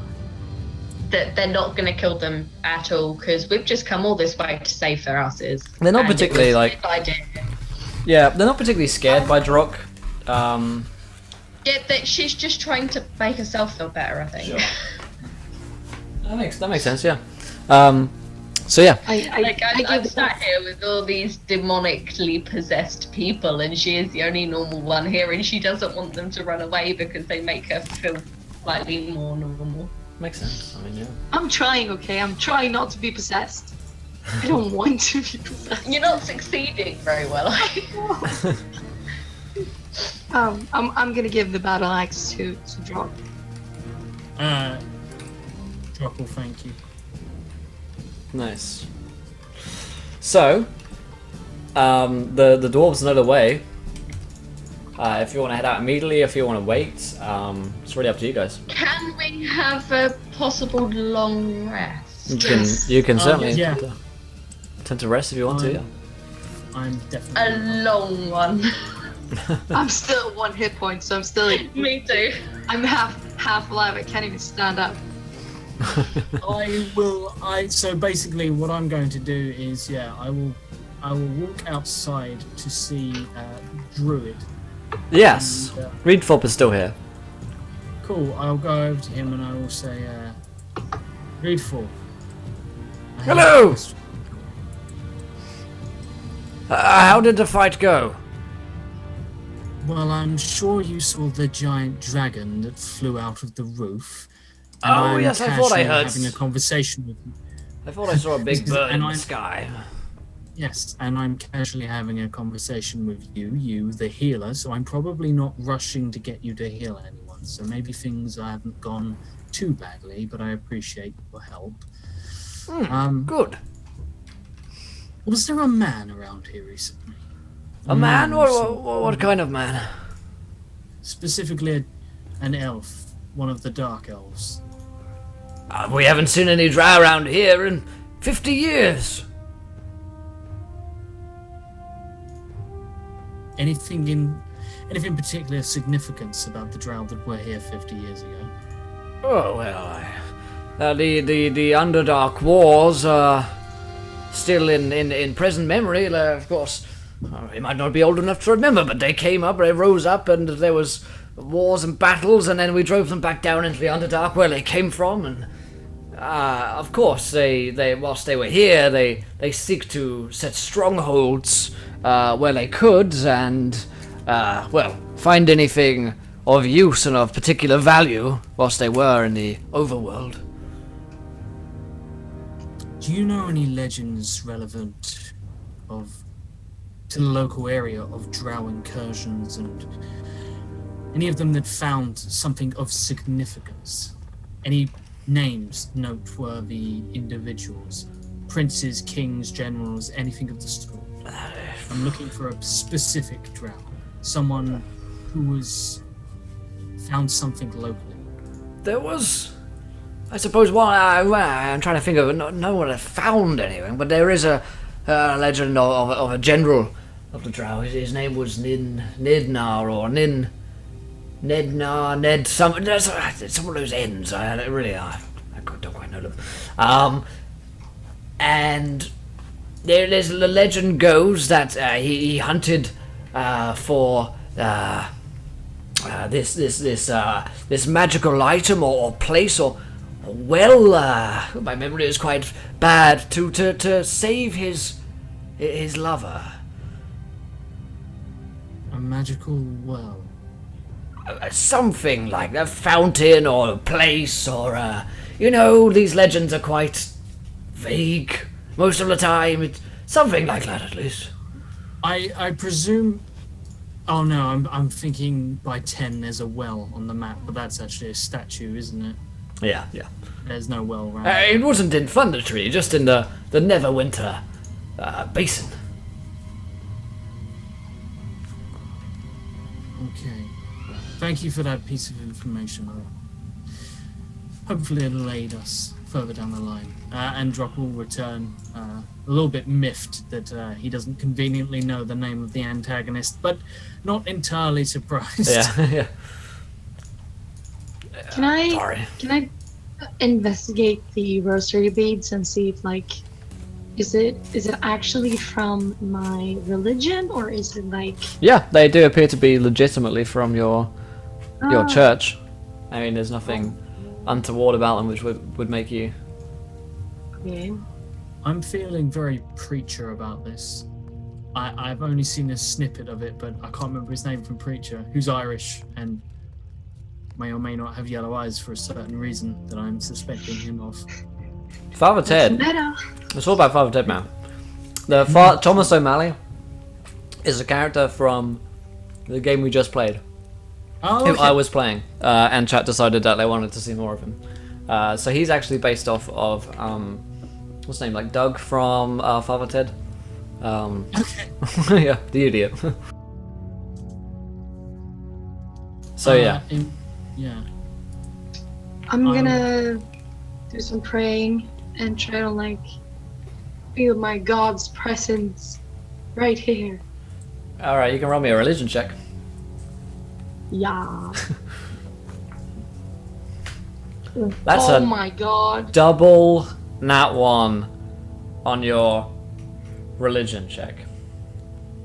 Praying into like a rosary bead that you were just handed by someone who turned sinisterly away from us and had yellow eyes. Yeah, not maybe the best of plan. Of course, Salvia doesn't know that.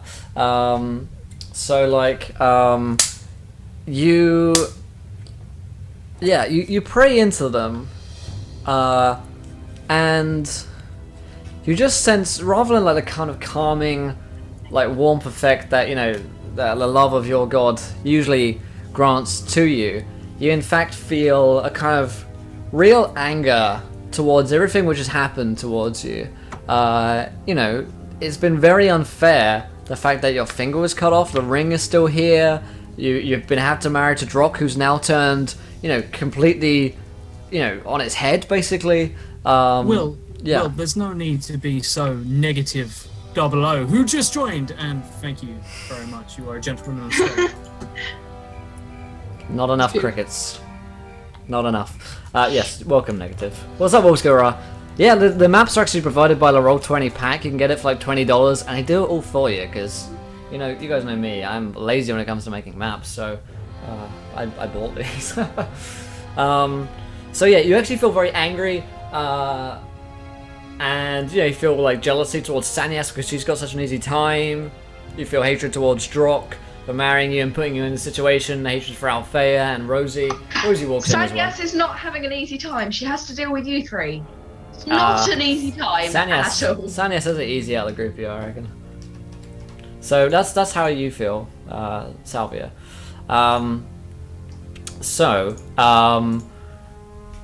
Let's say that. And what's Althea up to? Because Rosie's here as well. I think Althea would just be wanting to kind of sit in a trance for part of her long rest, and then after that, she's just really eager to go. She just wants to go. Yeah. She's just done. Yeah. And thank you to Finbar for the host. What's up, my man? Cool, so you want to head off. Rosie's like, Mom, can we go? Yeah, I'm bored. I know, me too, dear. Can we kill these dwarves yet? Maybe later. Not killing the dwarves. Thanks, Mom. You're the best mom. I mean, you said earlier we came to save them. But we could kill them and say that they were already dead. At least we could still get the reward for knowing what happened to them. Do we know where the Echo Cave is? No, we don't. The dwarves do. Where are the Echo Caves? We'll take you there as insurance for our lives, I think. Why don't I'll you try just to tell stop us? them killing you. Don't just tell us first, and you don't have to come. You can be on your way. You're not going anywhere until we know where we're going. Fine. Have we had a long rest, by the way? No, not at this point. I mean, you're just like halfway through the rest, we'll say, so you're taking it. Yeah, cool. In which case, Drock is going to go to sleep, and I'm going to actually take a moment to do something that was just suggested in chat. Is this Karaktu? He's a bad influence, that Karaktu. What should I roll? I roll charisma save. 1d17. Oh, you're absolutely right. Yeah. Incest check? An incest check. When Charlie DM'd on the 24-hour stream, there are about 4 incest checks that we made. So Edgelord Drock rolls an 8, so you got like a 10-inch like hand and a half sword dagger. Oh, you know. Yeah, so like Drock is asleep and you just see the sword like raising, and as the sword rises you see a small smile flicker across his face. He's asleep though. Are you just happy to see me, or is that your sword? You're just happy to see me, or is that a +2 dagger on your hip? Oh my god. I just Now they're imagine- crickets playing. No, there's There's the British national anthem is playing as the sword rises upwards, and we just see just Someone's rises having a good dream. up to a 10-incher. This dagger which was here previously. Anyway, so Can I while he's sleeping, can I put the rosary beads around Drock's neck? I thought you were gonna say you put them around the dagger. I was like, this just Wow. got very weird. It's got kind of niche. Yeah, you can put them around him. Yeah, Sleight of hand? I mean, No, you can just Drog's do gonna it, sleep I mean. through. Drog will sleep Okay. through a meteor storm. yeah, Okay, you can place them on. I'll do that. So, yeah, Reedthorpe says, well, I suppose I'll probably be getting off then, seeing as you guys have done the task, and I'll let you know if the dragon comes back anytime soon. Did he tell us where to go? Reedthorpe has no fucking clue. Like, Reedthorpe's just a druid, he's just, Oh yeah, that guy. yeah. So he's like, I'm gonna head off then, well, pleasure meeting you all, and, well, it looks like you've saved those toxins for another time. And he heads off. So, Reedthorpe. I don't know why, but I really, really wanted to kill that guy. Me too. What is it with you guys and killing people? I'm meant to be the criminal here. I'm a good person. Then stop needlessly killing people. It's never needless. It's always in precaution. Of what? He was a druid that was trying to help us. He is also a pagan. To die. He defies the true faith of God.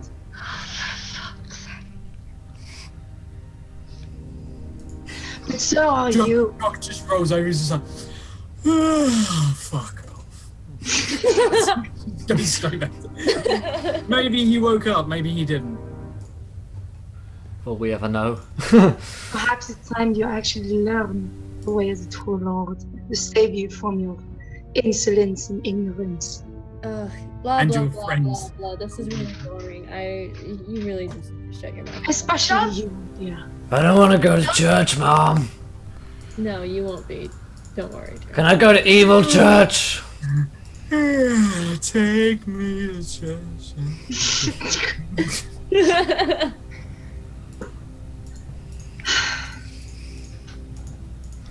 You'll see. I don't When think you I come can go to to gates again. church. I don't think they let me in church. Probably No. not. She grins.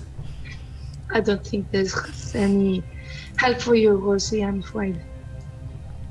Thanks, I appreciate it. Say that again, Beth? I didn't say anything. Oh, well, someone No, said something. that was me. Oh, okay. Are you saying she's a lost cause? I think you all are. Every single goddamn one of you. Then why are you here? Because if I don't, you're all going to die. Or be possessed. At least I'm the only one here who might be able to stop it happening. Sanyas, I think you have a good heart. But you need to let God into your heart as well. You need to let Him take care of you. Drox stands up. He takes his pillow. He goes into the other room. He's trying to sleep. He's just You like, need to praise the Lord. You need to see the... What does your lord think of demonic possession? It is unholy. It is wrong for the nature of everything. So wouldn't you So say that why your isn't God he has doing anything abandoned about it? Because He works in mysterious ways. He cannot take on everything. you? Mm-hmm. Perhaps Or you can tell yourself that to comfort yourself, because deep down you know the reality is that he's abandoned you, because you're a lost cause now. Says pokes his head Death back Cleric. Drock just pokes his head back in and he's just like, at this rate, my sleep is going to be a lost cause. Now shut up, the lot of you, and rest. I leave. I have Really angry. I've already rested. It's not my problem. Oh, congratulations. Now shut up. I cannot take this anymore. Exactly. And I walk out. You're making my wife irritable. I think that's you, Drock. And Sanyas is going to follow Salvia outside. And I'm going to appreciate Charlie's t-shirt because I miss my Batman t-shirt. So you're outside with Salvia. I slump down on the ground. I sit down. I stare at my feet.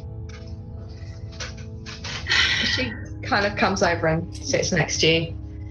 She's like, "Are you okay?" No. Do you want to talk about it?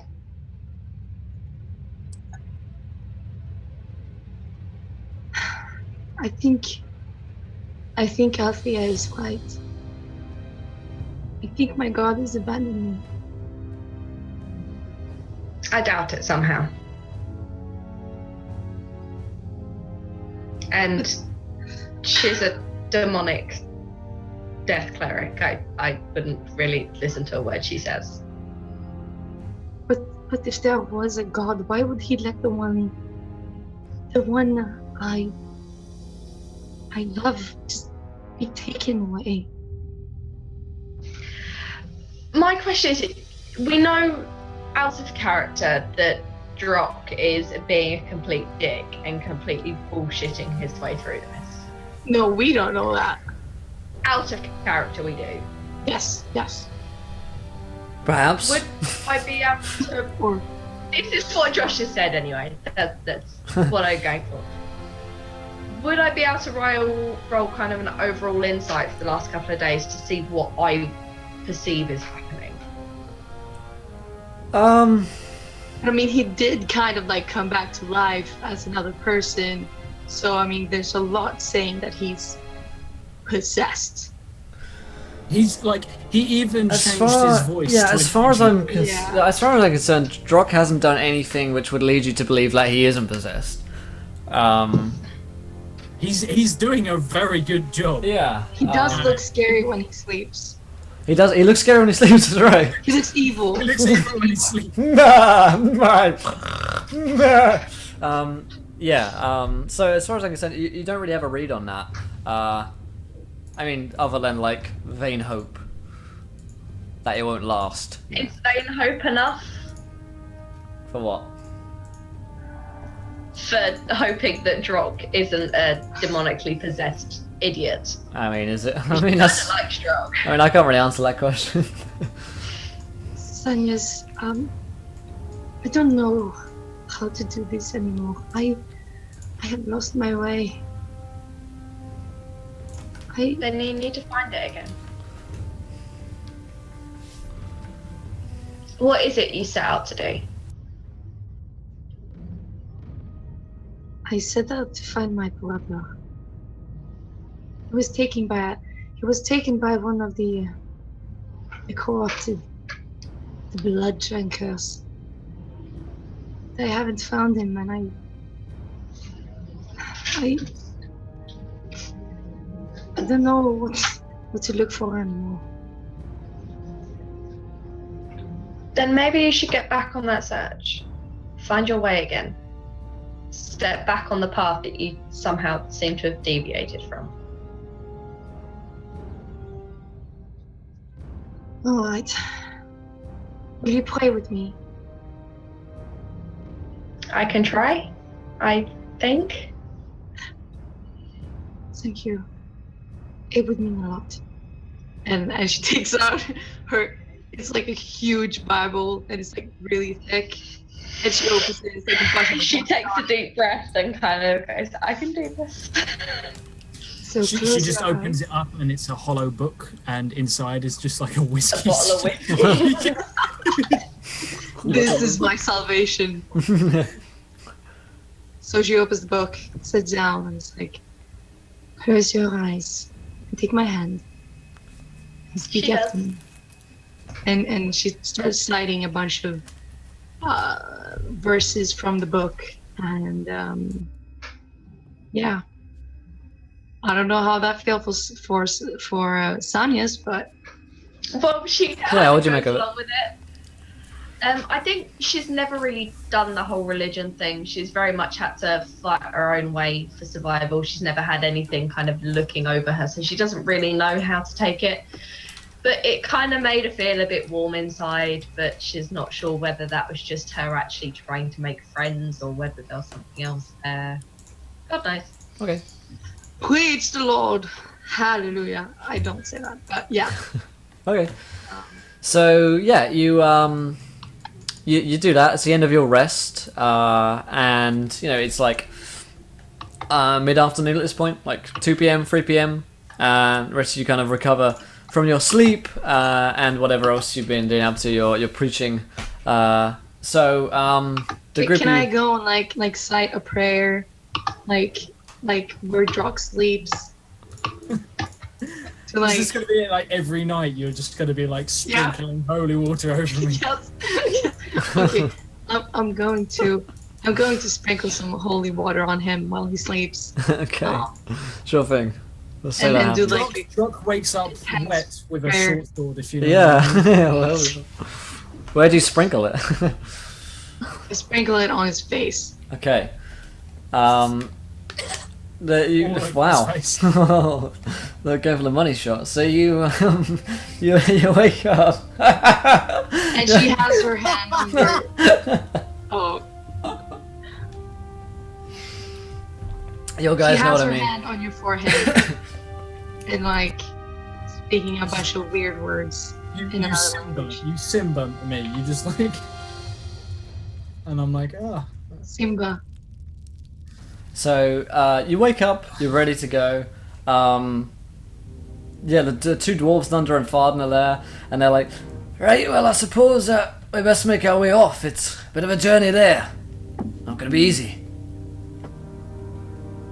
Good, I've been waiting. Yeah. Oh, I'm sorry the rest of us aren't elves and have to actually sleep properly. Right. Gets to Sanius and is like, your apology is accepted. And completely ignoring the fact he has to sleep just as much as you do. And he leaves. He just walks straight inside. Yep. Thunder and Farden lead the way. What about the rest of you guys? I'm gonna follow. Follow. Yeah. I'll follow and I'll put a hand on Althea's shoulder and I'll say a prayer for her as well. I'm gonna push her hand off and just be like, no. Althea, you need this. No, we don't. Me and Mum don't pray. We just slay. Ain't that right, Mum? Hashtag dear. no praying, just slaying. The family high five. Slay, girl. Slay. Yes. Yes. I will pray for you. The only thing you have to do is open your heart for his holy light. Drop just draws his short sword now, which was a dagger when he went to sleep, and he's very confused. But he just says, "And how exactly do we open his heart if we can't find him and stick this in his chest?" Right. Well, it's this way. And the dwarves like start going along the path. And indeed, it's the rest of the day that you're traveling. With Nundra and Farden, you make camp that night and set off again. They reckon it'll be a couple of nights of traveling. So we're going to do the famous encounter roleplay travel mechanic to kill some time whilst you guys are traveling, rather than just teleporting from A to B. Let's have This a few events. never went wrong before. This has never ever This gone wrong always goes in a single time in history of encounter roleplay. Also, we're just one follower away, guys, from a viewer decision. So if you haven't followed, hit that follow button and join us, and you guys will get to decide an encounter that the party have along the way to Wave Echo Cave. Indeed. I will absolutely go first. Sure. If you want, but Yeah. I just want to quickly say to you guys, if you haven't followed, definitely hit that follow, because some of the crazy stuff we've had so far in these travel mechanics have been a Burning Tarask onion rings. appeared in the local area, a burning onion ring appeared, taking us to hell. Captain Furbosa appeared and Welcome. dropped a viewer decision on us. He did. Sharknado? A truck. Drognado. Yeah. Drognado. Thank you for following, my friend. There we go. That's 40. So, underneath this line here in the chat. Oh my god, everyone followed. Thank you to Captain Furbosa, Schmid, Steve, Salad Fingers for following. You're all gentle folk and scholars. We're gonna have another one of 50. But underneath this line here in the chat, there you see it. Now you don't. You guys throw some ideas as to an encounter that could happen along the road. Do they run into a roving band of bardic owlbears? I don't know. Does Lebred come to attack them once more? Does the Father O'Malley... Please, no more bread. Does Father O'Malley come back looking for vengeance? You guys decide. Maybe Sildar returns. All up to you guys. So, No. underneath that line in the chat, put your ideas. We'll get them into a straw poll, and the most popular decision from that straw poll will happen. Thanks for all the follows, guys. So, let's start with Josh. So yeah, on the first night, I think it's going to be Drock is going to try and get away from everyone. He's gonna and to do so, he's going to Is this to fulfill a purpose with the dagger? Oh god. No. So yeah, on the first night, he's gonna try and I'm on the wrong roll 20. And on the first night of travel, my true Drock gave to me A surprisingly long +2 dagger. Okay. So yeah, he's gonna try and bluff his way away from people by. Actually, I'm trying to think. He needs to get away from the party. He needs a moment where he's not being his corrupted, evil self. So, I guess he's gonna make an excuse to maybe go hunting or something. Okay, yeah. Try to sneak away from the party. Okay. If anyone, go ahead, roll me a deception check. Thank you, Nix. It's a 10. So, perception. It beats your passive insight. It would be insight to be it. So, it doesn't beat your passive insight. So, you'd only really roll if you, you'd only roll if you have a reason to scrutinize him. If someone says to you, I'm gonna go do this, you're not usually lying terribly.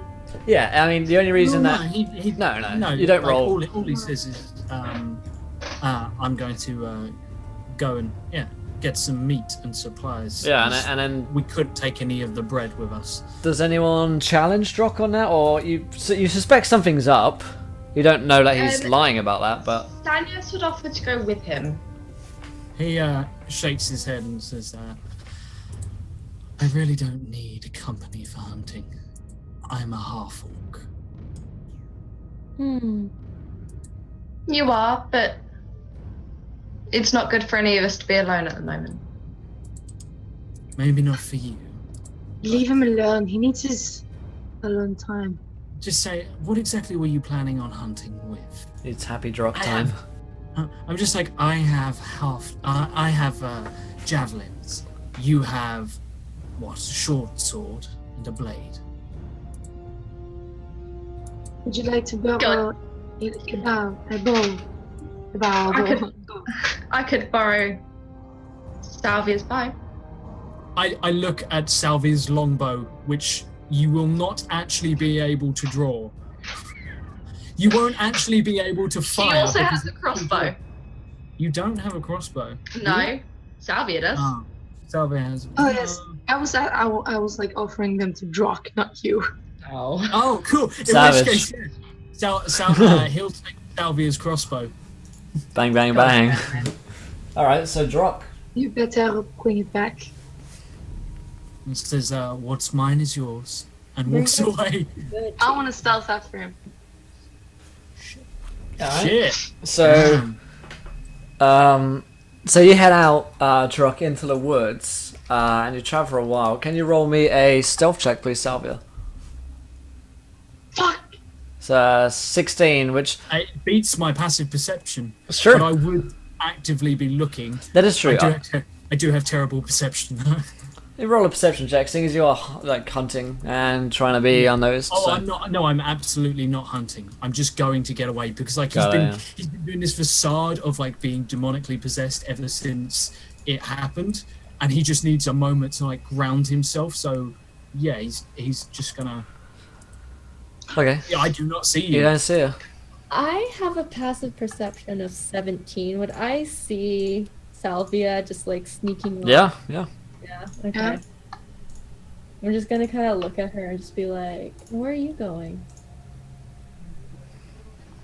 I look at you and I'm like, to the bathroom. Mm-hmm. I'm going to the toilet in this place. Obviously. Sneaking around. Excuse me. And then I walk away into the woods. All right. So you follow Drock until Drock reaches, like, we'll say Drock reaches a small clearing. Yeah, he reaches a small clearing. Small little He's pool got- of water here. Yeah, and he sits down. It's quite peaceful. There's like a little bubbling brook, and he just like sits down. And as he sits down, he draws his long sword, looks at the now blackened blade and size, and will just lay it across his lap, so he's prepared just in case anything happens. And then he's going to sit and he's going to cry. Because you know what? There's a limit to how much a man can take. He's gone through everyone sort of becoming possessed or changing allegiances. Like everyone's been corrupted, and now everyone thinks he's corrupted, and like Sanyas straight up thinks he's this evil bastard now, and he's just like I have become somehow corrupted, despite the fact I'm not really, and it's just horrible. So he damn well cries. Don't judge him. No, I don't care. Like he's at his breaking point. And I blame you, chat. I blame you. Just know. Can I insight check his crying? Yeah, you can. Sure. You can insight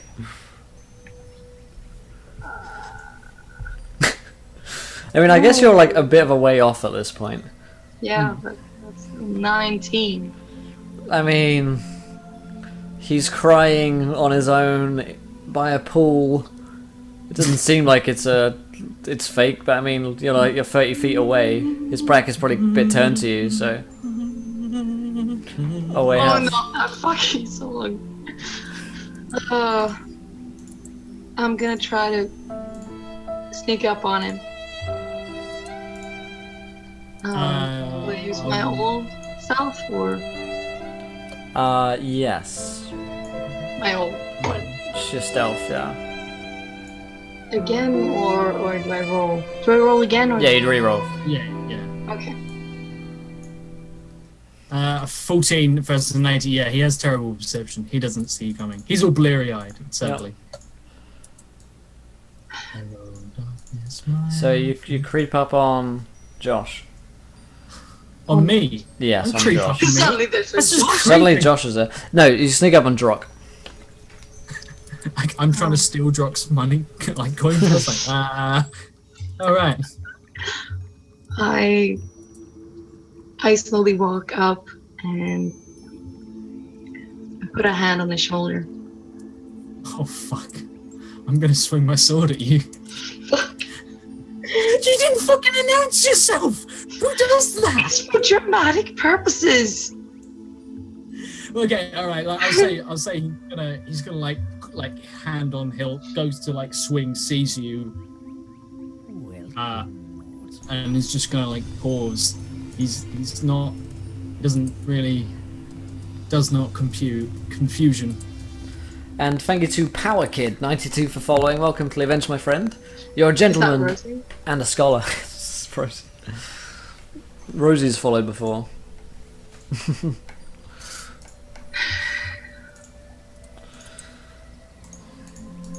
So, you turn to swing at her? Do you stop at the last moment? Yeah. He Yeah. stops at the last moment. He's just like glaring at Sylvia.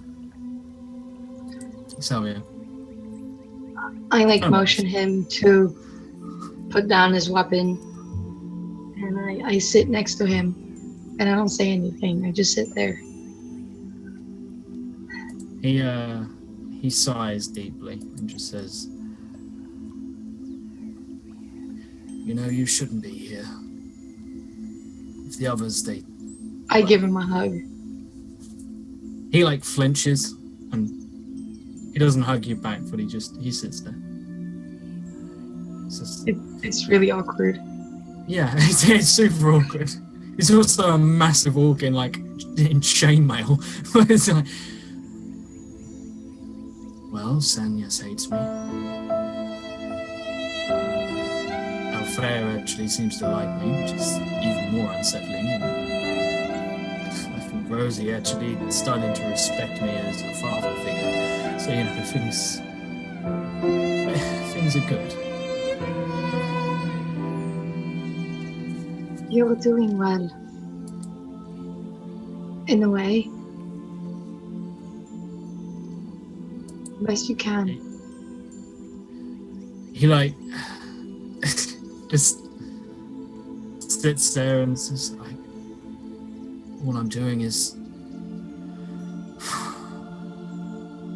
I don't feel like I'm doing anything good at all.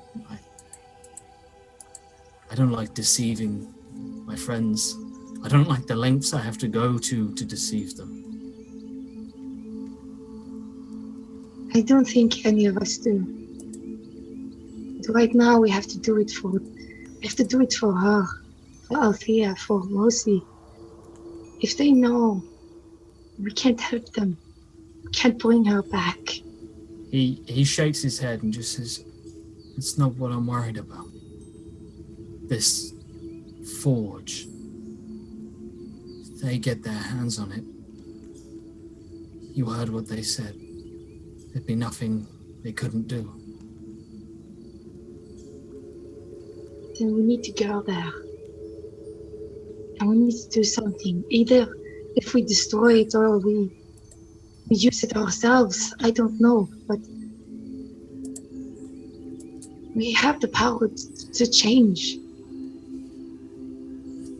And if we can use the power of the well, maybe we can take on the devil himself. He shakes his head and just says, "It just seems such a momentous task ahead of us. So much death and even the dwarves, I fear for them."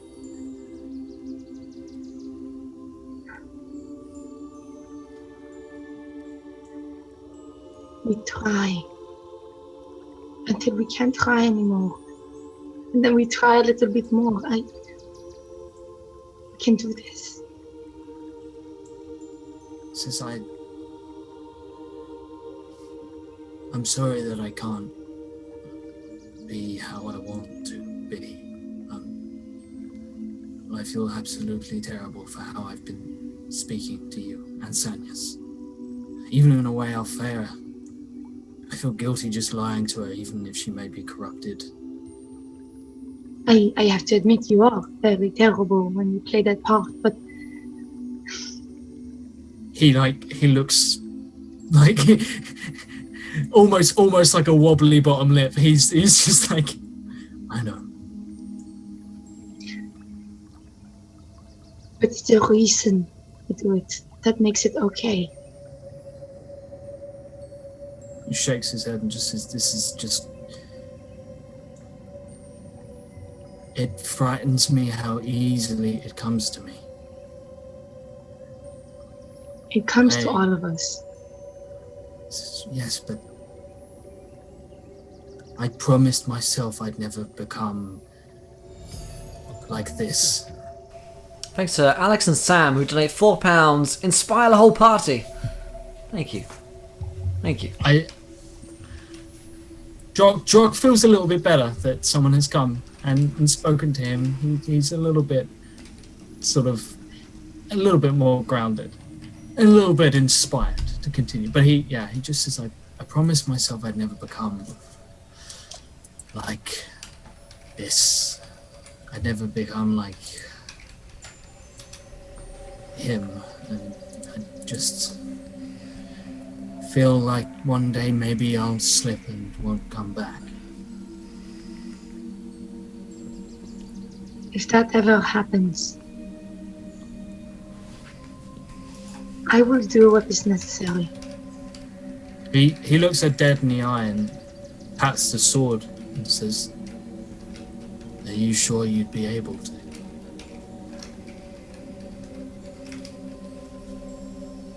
She shakes her head, but says, "Yes." He sighs and says, "I have something for you." And he's going to Stab actually her. he stabs her in the face with his raging long sword at the moment. So he is going to hand you his scroll of lightning bolt. Lightning Wow. bolt. Lightning bolt. And he says, this sort of soften me up if you ever feel I've gone too far. But, well, from what I understand, it won't just hit me, so make sure I'm not standing next to anyone innocent. So basically, anyone in the party's fair game, but try and not hit the dwarves if you can help it. You can grab it out of the SRD, but just so people in chat have an idea, this is a I believe a scroll is a one-use. One use, yeah, gonna burn it and it goes. And you can one time cast a stroke of lightning. What? A stroke of lightning? Yeah, lightning Why strikes. Is it a stroke of... Because lightning No, strikes. stroke. Yeah, that's why it's a stroke. Stroke of lightning. Because lightning strokes, therefore lightning strikes, therefore it is a stroke. It's like Is it? it's like a stroke of luck. No, that's not a It's thing. a bolt That's of lightning, not a stroke of lightning. It Yeah, strikes. I think it's supposed to It's a say bolt. strike, but I like copy-pasted strokes. it. No, But I always say strokes. Yeah, I always say stroke. I love always stroke. He does. I can that just confirm. me, or? So consider. Yeah. It's a strike of lightning forming a line 100 feet long and 5 feet wide, blasts out from you in a direction you choose. Each creature in the line must take a dex saving throw, and it does 8d6 lightning damage, and ignites flammable objects that aren't in the area that aren't being worn or carried. And you take half as much damage if you succeed that dex check. It's so pretty powerful. So I'm basically giving you this as like a fail safe, because I genuinely, I think Drock realizes that if he ever goes over the edge, Salvia might not be able to stop him. And he sighs and just says, "You know, one of these days I might travel back, see Gundren, and kill him." Who's Gundren again? Gundren is the guy that gave us the original quest. He's a dwarf from Gundren Oh, Rock Seekers, Yeah, seeking rocks. I Incorporate. agree with that. I'd feel pretty good taking him out. I touch his cheek, and we should get something to eat now. Yeah, it's been for too long. He says you should probably head back, and he sighs. He says, "I'm not going to lie, I've never actually done much hunting. It's sort of a noble tradition, but really it just means we have people hand us javelins and we throw, and then if we don't hit anything, well, god damn it, we tell others that we did, and everyone that was with us agrees, because we employ them. But honestly, I'm pretty crap at it, so don't get your hopes up." And Let me teach you. it's just like, well, you know, I suppose I could be a little bit progressive.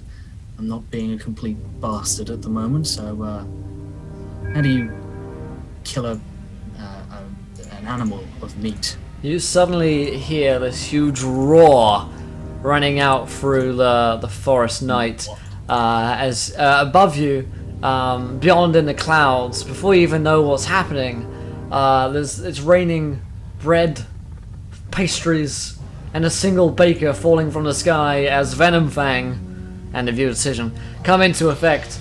And Venomfang is flying high, clearly raiding a town or village nearby, and raining the contents of the bakery down upon the skies. But you can see it's kind of like in the middle distance at this point. He's in the sky. Wait, he dropped a baker on us. Not on you. Okay. So he kind of like took the baker from the bakery, flew up into the sky, dropped him down on top of it. We have to get back to the group. We need to hide. And I'll start running back to the camp.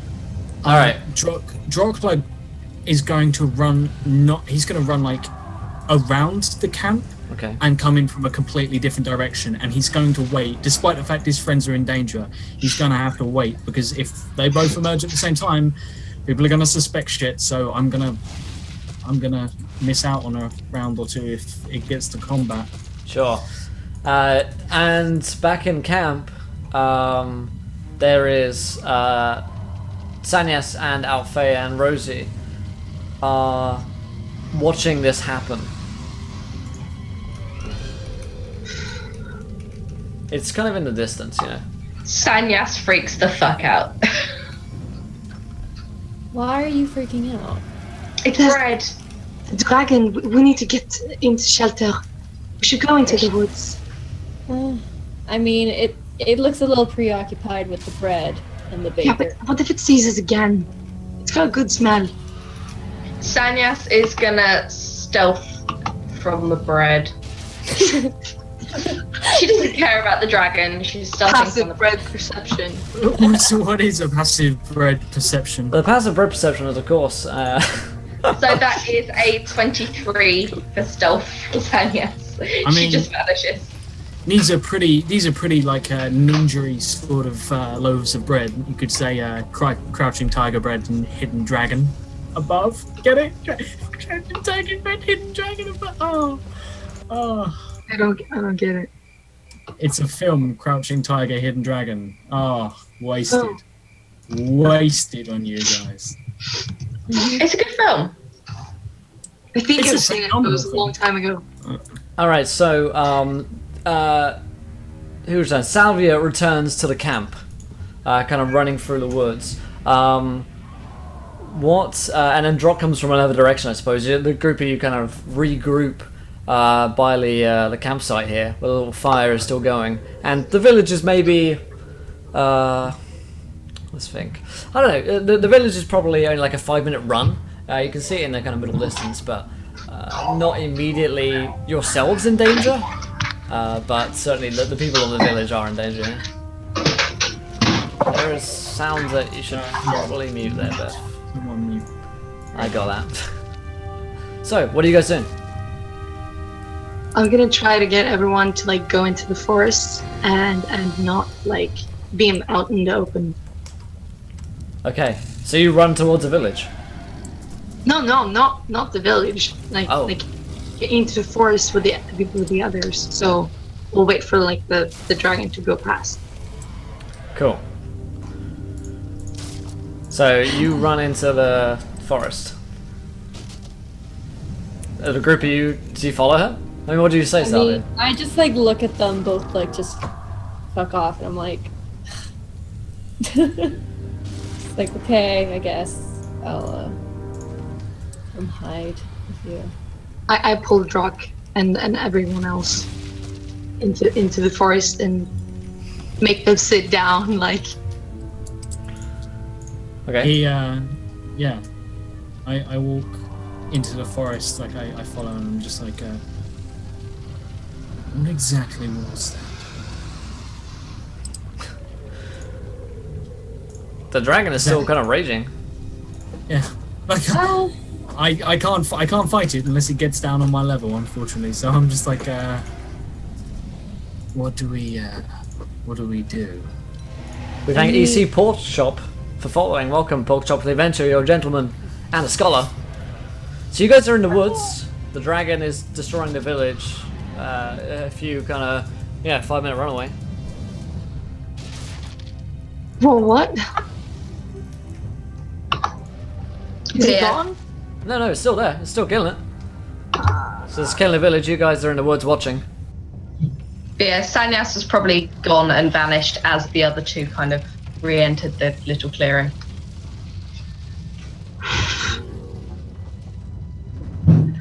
Right. Is it like flying over, or is it like coming back, killing people in the village? It seems to only care about the village at this point.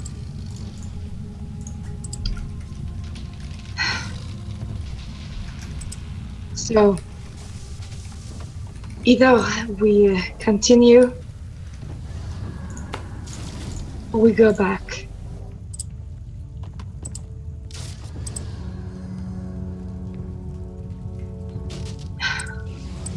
It's a dragon might. The dwarves are like, we need to get out of here. Hey, we don't want to fight no dragons. They're kind of cowering. But all those people's lives, they are in danger. I mean, do you want to die again? Almost die? I mean, the dragon might be wounded. In theory, it couldn't have recovered from like the wounds which it sustained previously. So Drop turns to Althea and says, I have always wanted to kill a dragon. Is there any sort of anything of value we could gain from it? I mean, I've heard rumors of dragon blood and dragon scale, but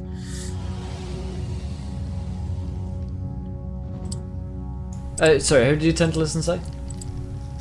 I turned to Althea. Althea, okay, sorry. Yeah. And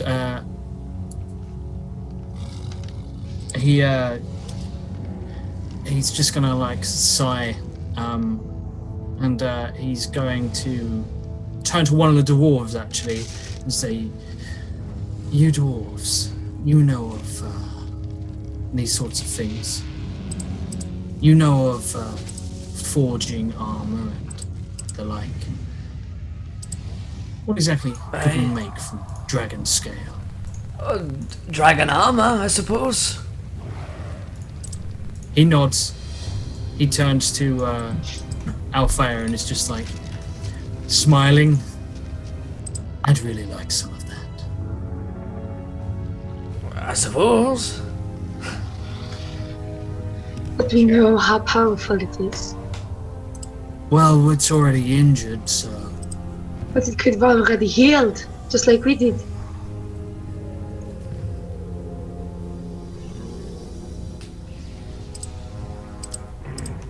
Drog's like set. He's just like,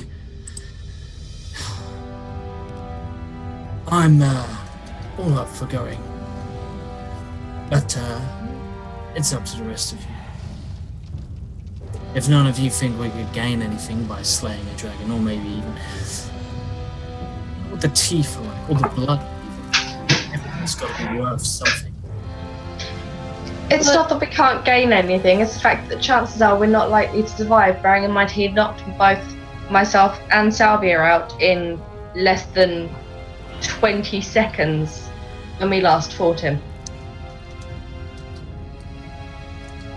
The chances of us surviving are very slim. Would we be able to would we be able to tell from like the last time we fought it whether or not it was particularly injured? Before. Like, That's why it seemed to fly away because it was injured, you know. I'm just like, well, maybe it's just gone off to attack a small village because it can't handle us. I mean, the two of you got back up. Now, Fair and I were obviously fine, but then again, we're on the right side. He smiles to Althea. No, you just didn't do anything. I straight up dealt the most damage. I did like 60 plus damage, maybe? Pretty sure she was unconscious at this point and didn't see that. Not my problem. Alright, alright. Let's go kill this fucking dragon. Like, just get over with. The antidote? That's the Can you difference. can you take it before, or do you have to take it when you get poisoned? Yeah, that was another thing. Like, I completely misunderstood what you meant by antidote. So I was like, okay, we'll take it after we've been poisoned, and that'll help. But so is that like a thing we should do? I mean, yes, in theory, it would kind of you could either take it directly after you were poisoned, or you could take it before in anticipation that you would be poisoned. Okay, in which case, yeah. So we start heading our way there, and I will drink that. No, we should chug it before we fight, like when we see it. Yeah. All right, let's go kill the dragon if we can. Okay. So, you head out, rushing for the horde towards the village and the dragon. So, a group you run out, and we're gonna have to wait until next time, unfortunately. Oh, but Alex and Sam plays £12. Dem Crystal, whole party, go get that dragon. Thank you, Alex and Sam. If you could each write down that you have crits to go fight the dragon for next episode, if you'd be so kind. It actually make a huge clicking sound when you click something like that. But yeah, chug that bread, man. So that is where we're gonna wrap up episode 8 of the Lost Mines of Phandelver. So thank you guys for watching. Thank you everybody who followed and joined us. We're gonna leave you on a cliffhanger there, the dragon battle happening properly next week, same time. But we have another game starting just now, a new campaign called the Domes of Ishak Zahur, which on Kickstarter you can find the link for it there. We're about to join in. So thank you everybody for joining us, for subscribing, donating, playing, watching, and hanging out with us. We appreciate it. Like I say, don't go anywhere. Next show is about to happen here. But let's go around and do some hooks and plugs from our players. And thank you to PJ Wood for following. Welcome to the adventure, my friend. You're a gentleman and a scholar. So let's start with Kira, who got here last. Let's go in reverse order. So Kira, what's up? Not much. So,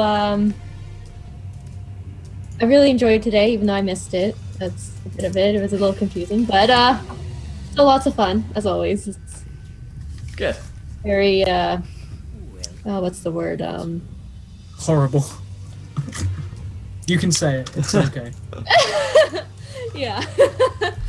Let's say horrible.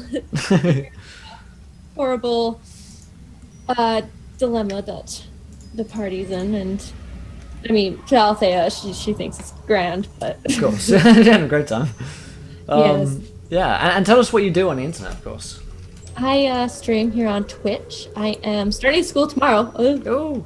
I haven't gone back to school in like 2 years, so this is going to be pretty intense. good luck. But I mean, it's not going to be that bad. But yeah. So I am going to be just posting an update on my schedule tonight. I'm still going to try and stream like 5 nights a week, days, because I got quite a few days off, and then only a couple hours. But yeah, I stream. I do lots of art, and then I'll play like a variety of games now and then, and stream D&D on Sundays, as well as I'm here Tuesday and Thursdays. Awesome stuff. Charlie, below, tell us thoughts on the episode and then what you do on the internet. A lot of toasty things happened today. Very doughy. Very doughy episode. It was good. It was fun. And I do a lot of art on Twitter. Yes. Rogue Rabbit. That's what I do. Awesome. Josh. Yeah, I'm here. I'm You are.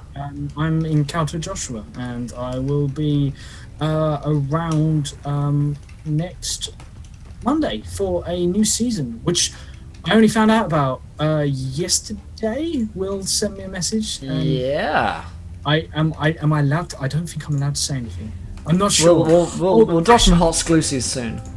Okay, yeah. So the hot exclusives are there, but they are scorching hot. This is an entirely new sort of, yeah. And but it's building on something that I know Will has a lot of love for, and I am looking forward to it in much anticipation. I've already said too much. I just mute me, Will. I can't say anything. Beth. Thoughts on the show and where we can find you on the internet.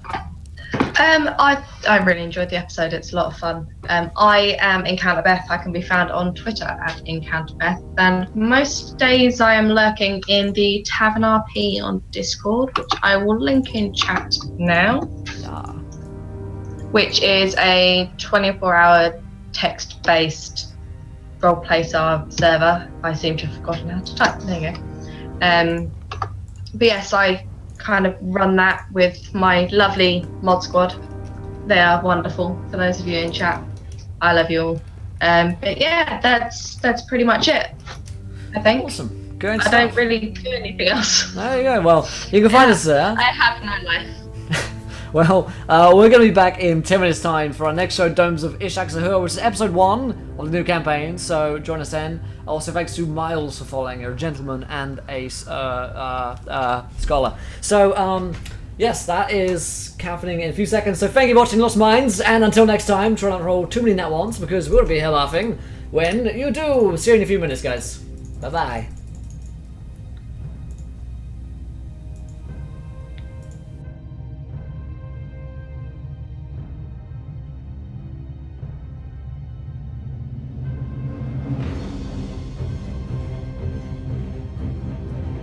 I know I'm on the screen, guys. I know I am. Yeah, I'm still on. We're doing, next game starting here. Let me quickly, briefly speak to my team.